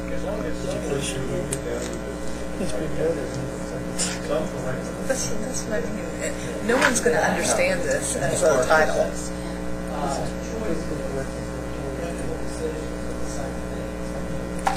But what it needs to be, I think, You're right, yes. Right. is you're saying you're connecting choices to choices. Yeah, connecting your actions. So you need to connect choices to some principles. We're not saying one principle, but some set of ethical principles that need to be connected. And it implies it's not Annie? just my whim. But if we're saying this is the common core, then you're almost implying that people are teaching the same thing, which I don't think we can accomplish. And I'm just, And a variety of set of ethical principles, and that's one of the reasons why I go back to the fact that you cannot take ethics out of, you can't take the content out of ethics, because the theoretical content informs all the teaching of ethics. I teach ethics in every course I teach, but I do not teach it in absence of the content that has been built up over the generations in lost. But my content, I may arrive at teaching ethics, and it may be content specific, but my content may be different than yours. Danny? The ability to connect choices, actions, and consequences to values. Does that help? Yes. Right, but we're not saying it has to be any particular one, just to some values. So you would say to connect choices, actions, and Consequences. yeah. I think this is a slippery. and consequences To values. Does that change it? Is that changing what we're after? I like ethical principles. I like ethical principles too. And the other thing I want to add is that I think when we look at, take that statement, we focused upon all the implications of the word ethical, but what we would really be asking from the student is not what are your ethics, what was your process by which you arrived at these choices and actions. Did you just do it because that's what everybody else does, or did you do this in consideration of ethical principles? So are we talking about ethical situations or ethical dilemmas? Is that what that word needs to be? Well, ethical principles are the rules of behavior that people do. Here's a little bit of the language from the AAC. It's a trashy document. Throw it out. I like the language of, someone already said, self-identity involved as they practice ethical decision-making. It's along those same lines, but it builds on the idea of knowing what the whole concept of ethics is. Not moral. I like I'm not going to do anything because having the word ethical in there somewhere because that's kind of the point. Cynthia? that's still... The title that we came up with for this really is bothering me, personal responsibility, because nothing in that description says that we're connecting their action, their choices and actions. So is it at the level of personal responsibility, or is it just actions and choices in general? Good point. We can go back to that business. Say again? Maybe it's living. Maybe it's ethical living or life. Ethical responsibility. No, I'm talking the step down there. I don't know. Choices, actions, and consequences to ethical life or living.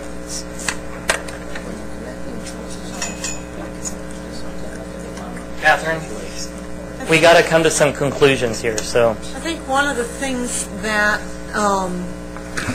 is really skillful about the way AAC&U has developed LEAP is that it has essential learning outcomes, and these are things that are student-oriented: knowledge, skills, responsibility, and integrative learning.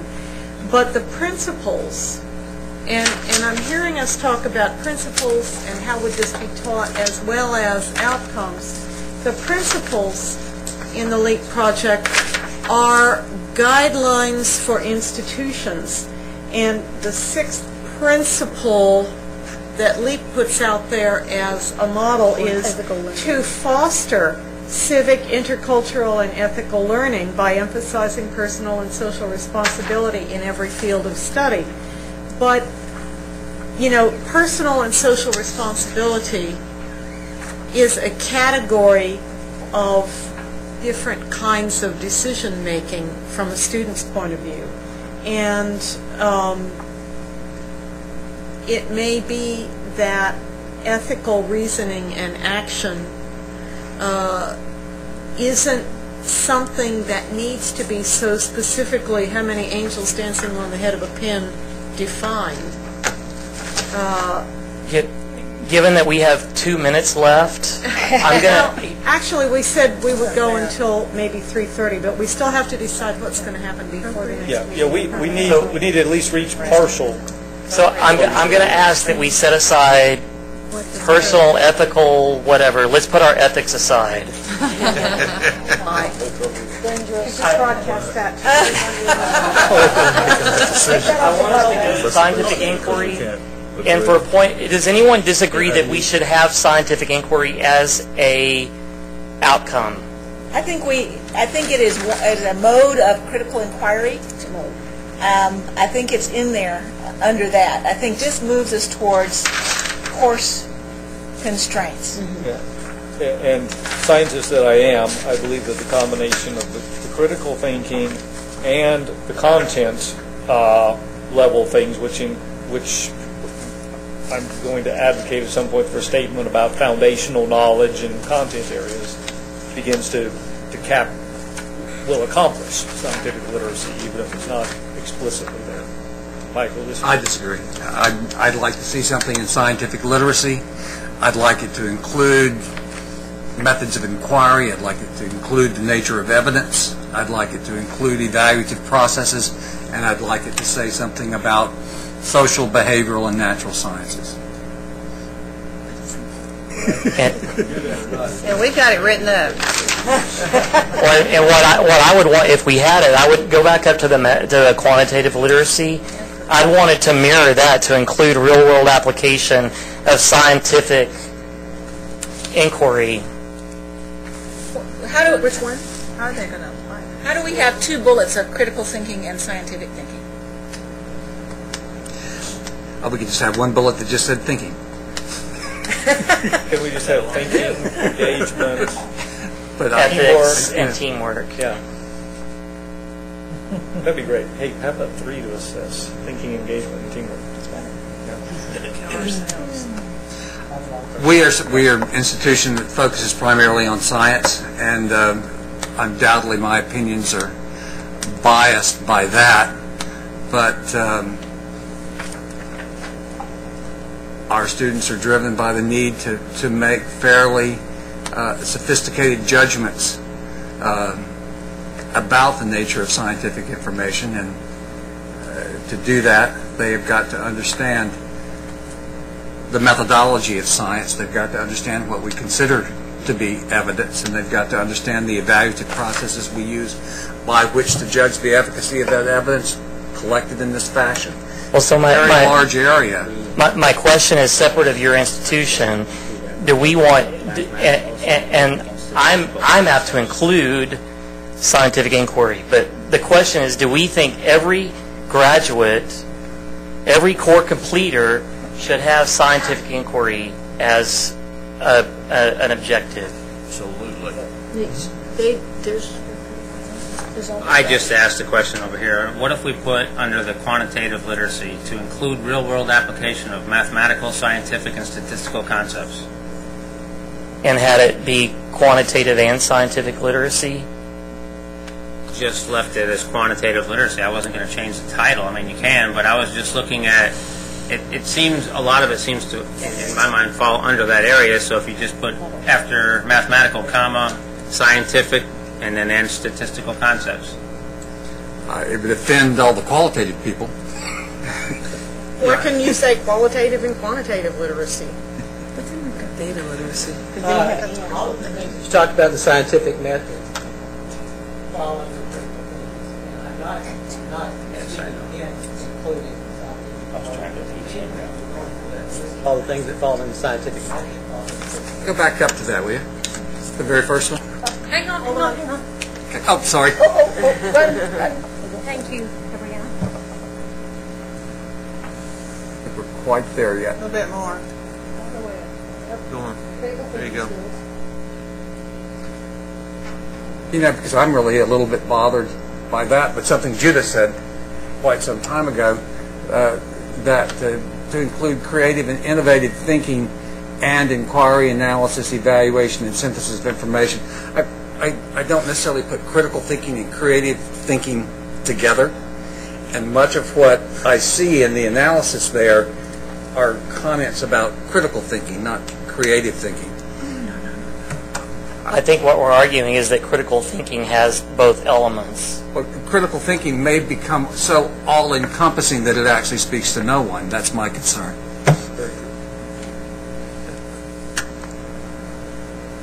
Does anyone have a problem with it being quantitative and scientific literacy? Yeah, I really think we ought to separate the two. Yes. And I'd rather call it scientific literacy rather than scientific inquiry. Absolutely. Yes. Because I think what we want students to be able to do is not necessarily be scientists, but to understand scientists. Yeah. And to understand the information that they get, how it was derived, where it came from, that sort of stuff. Sure. And be literate enough to recognize when they're being shined on by global warming or whatever.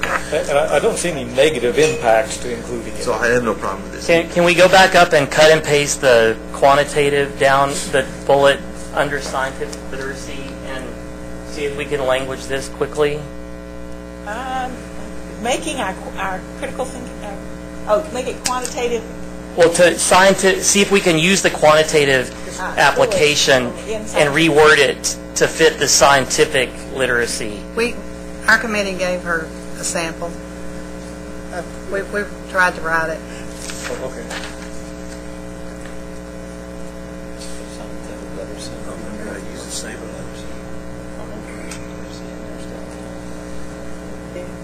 This isn't replacing math. No. Or quantitative. It's this is in separate. addition to. Yeah. Here's where I'm already having a problem, is because it's already getting too content specific, and that's what we're trying to get away from. That it's the real world application of scientific method. Quantitative and scientific methods. Well, if we take scientific as its own category, I think that is a different bullet than the other areas we have as it's worded there. I think that's too long. But it seems really strange that we would pull out and focus on math or focus on communicating written and oral, but not focus on the science piece of what is our gen ed. And well, that's what we're doing here. We've had it. We're adding it. Yeah, but I think I do think critical thinking is actually pervasive, and I do believe that scientific and I'm not sure it's literacy. You mentioned scientific inquiry. There is something about the way that you look at the world that I'd like to see to include the real-world application of scientific inquiry, or utilize scientific inquiry to real-world problems. And Can you? What if we just said to include real-world application of scientific inquiry? That's it. to include scientific inquiry to the application of real-world problems? Sure. Well, yes. The outcome of scientific inquiry to the application Yeah, of real-world because that gives you problems. then like the symmetry for the rest of them. Because that is right as it is right now. Don't quite yet, but as we have it right now, that is symmetrical with our other. So are we separating out mathematical inquiry, scientific inquiry, and critical and creative thinking as separate and discrete things? Well, but I guess absolutely not. What a notion! But they are distinguishable things from one another, I suspect. They share their similarities, but they share their uniquenesses as well. Because the quantitative and scientific literacy and communication I see is kind of in the same vein. It'll resolve itself in the next meeting. In other words, all three of these elements of critical thinking. I'm delighted that we're attempting to overstock on critical thinking. Right? I love that part of it. But what we'll discover, I guess, at the next meeting, we'll do all three of these things. To our core. So we'll have to make some choices. I think it's the way they are. And I would argue, too, that scientific literacy and quantitative literacy, just as oral and written communication, that while, in other words, critical thinking is not the whole of those things. There is also other elements of scientific literacy and quantitative literacy and oral and written communication that are separate from critical thinking, if you will. And so if we try to subsume everything under critical thinking, then I think we've actually narrowed some of those other areas have now become too narrow. And I think I'll go back to what I always used to tell my students, you cannot, it is impossible to critically think about something if you don't know something. Okay, and we have to be very careful that while we're teaching people how to critically think, we're also teaching them how to critically think about something as well. So, it may be a chicken and egg, but I think what the rest of this does, it does also give some emphasis to the separate notion of the scientific enterprise from its critical thinking piece, but also how does it affect society and that kind of thing as well. And it's important for us to cast it broadly, for it to not just be a physical science, life sciences, right, but to be social and behavioral sciences. I would argue that you might do something in literary criticism, even under scientific inquiry.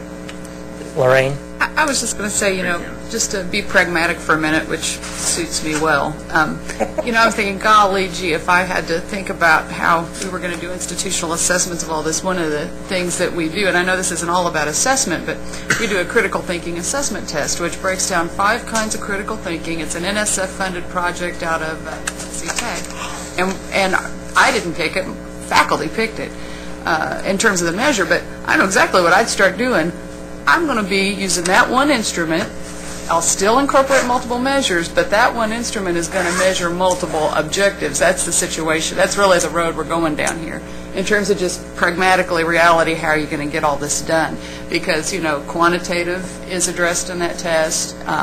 There's no doubt creative thinking is addressed in that test. So those are all going to be things. We're going to use one instrument, and we're going to use it over multiple objectives, just because there's only so many resources for all this stuff.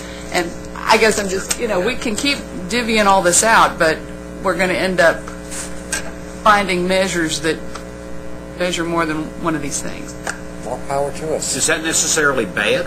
No, I think it's No, cool. I think it's good. I think it's good. He's saying it's a good thing. It is a good thing, but the more we parse out, the more I'm going to be basically mapping measures to multiple objectives. If everybody's cool with that, it's cool.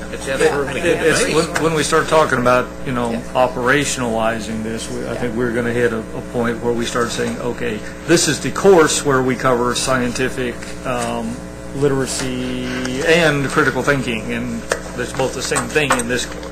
Okay. And this quantitative literacy and critical thinking is both the same thing in this course. So we have scientific literacy. This is what we're proposing. Anybody want it taken out? Make your argument.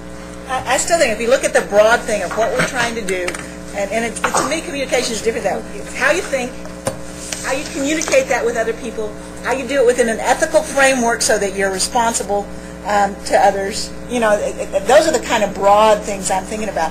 To me, science and even quite frankly quantitative takes us a little bit down the road of the particular areas. I would like to also have the fundamental areas of knowledge in that, because that to me lets us make sure that science and math are in that equation. So the At a different level of reduction. That's Pardon? what you're saying, at a different level of reduction, those come back in. Yeah, so it would be the fundamental areas of knowledge, including math and science and natural sciences and broad categories. Well, we have that in the purpose statement of what the core content. Yeah, that purpose statement kind of does that frame. But it seems to me that we're wandering down the road of the different disciplinary areas in that. And you know, I could stand up then and make a strong case about thinking as a discipline within the creative arts. And you would say, well, that falls in creative thinking. Well, it does. But it might not mind, so does the scientific thinking. Lucy's pulled up that the legislative requirement defines the core curriculum as liberal arts, humanities, sciences, and political, social, and cultural history. I don't think that with or without scientific literacy in the list that we still have met this objective, because we're not. I'll leave it at that. If I can interrupt and we talk a little bit about process and next steps. We didn't quite get where we wanted to be today. I think we need to take this list that Lucy has generated, let the small group work on wording a little bit, and distribute it out. We'll let Lucy distribute this document with a small group work and make sure that we don't have quirky wording and things. And then at the next meeting, when I'm not on the hot seat and then Rex will be sitting in this chair, revisit these things after we've all had the time to ponder this. Let's also communicate within our small groups. Something to emphasize for those of y'all who are new members: we cannot do anything outside of an open meeting situation that constitutes a quorum.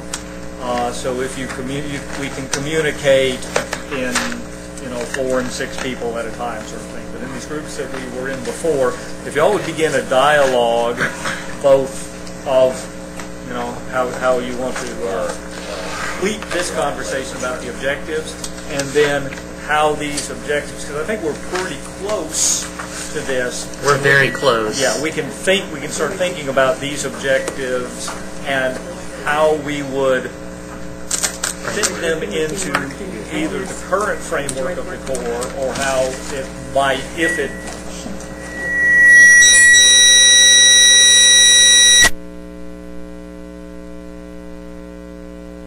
So anyway, your interim assignment is to communicate within that group of people and share some ideas and think about framework. 2 things before we dismiss. One is, even during the meeting, we have your email last week. That's why I'm starting to receive comments. I want to be really clear on what our responsibility is to this committee and to each other in this process. Our job is not to be a spokesperson for the committee. You may have a personal response to whatever emails are coming towards you, and you may want to engage in an email dialogue with this person, but know that as you respond, that your response will be attributed to all of us. And so we're asking, as you get that information, that we have a similar response, and that is, thank you for your interest.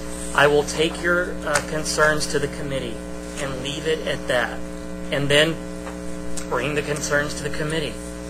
But I don't want to put our committee at risk, and I don't want to put you at risk of having to engage in those kinds of dialogues. So as hard as it may be to resist responding with, wow, that's a really misinformed statement about what we've discussed, we will have a communication plan where we seek input from institutions across the state.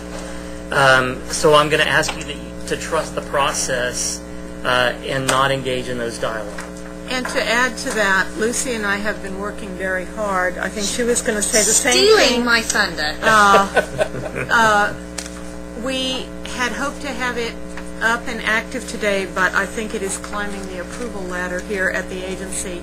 We're going to put up a web page for UEAC, similar to the one for the Lower Division Academic Course Guide Manual Advisory Committee, where we intend to post at a minimum the meeting summaries for the past year's worth of meetings, agendas for those meetings, materials that we feel have been crucial to the discussion, agenda materials from today, so that people who have been listening to the webcast and who are by now thinking, you know, I don't know what happened today, guess I'll have to tune in 2 months, can have some access to the same materials that you have. We also would encourage you, if you receive, and we hope you won't receive very many, but we know the roster is out there with your contact information. If you receive direct communications from your professional colleagues, from students, from interested stakeholders around Texas or beyond, please simply forward those to one of your co-chairs, either Rex or Russell, or to Lucy or me. Remember that you should not develop, and please do not use, because you put us all at risk, any email distribution that would include a quorum of this advisory committee.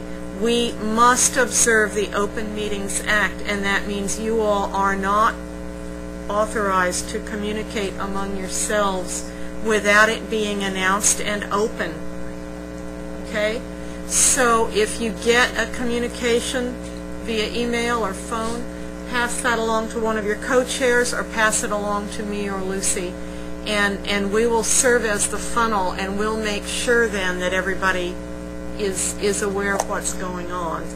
But I've been involved in the last 2 advisory committees that dealt with this, and you can expect a certain amount of really fierce lobbying on particular disciplinary or content area or outcome-related positions that are held very strongly.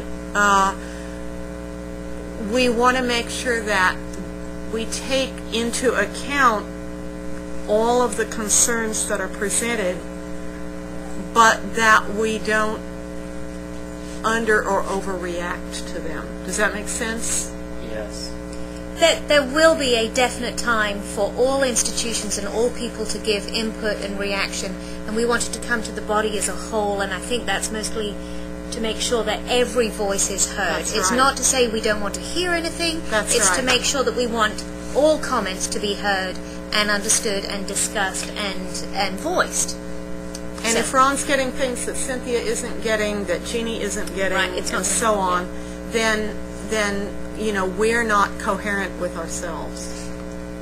As a short-term little nitpicky thing, so I can jump in very quickly, again, the website is going to be up. I'm crossing my fingers mid-next week, late next week at the last time, so please do refer to that if you're looking for a document that was not in your packet.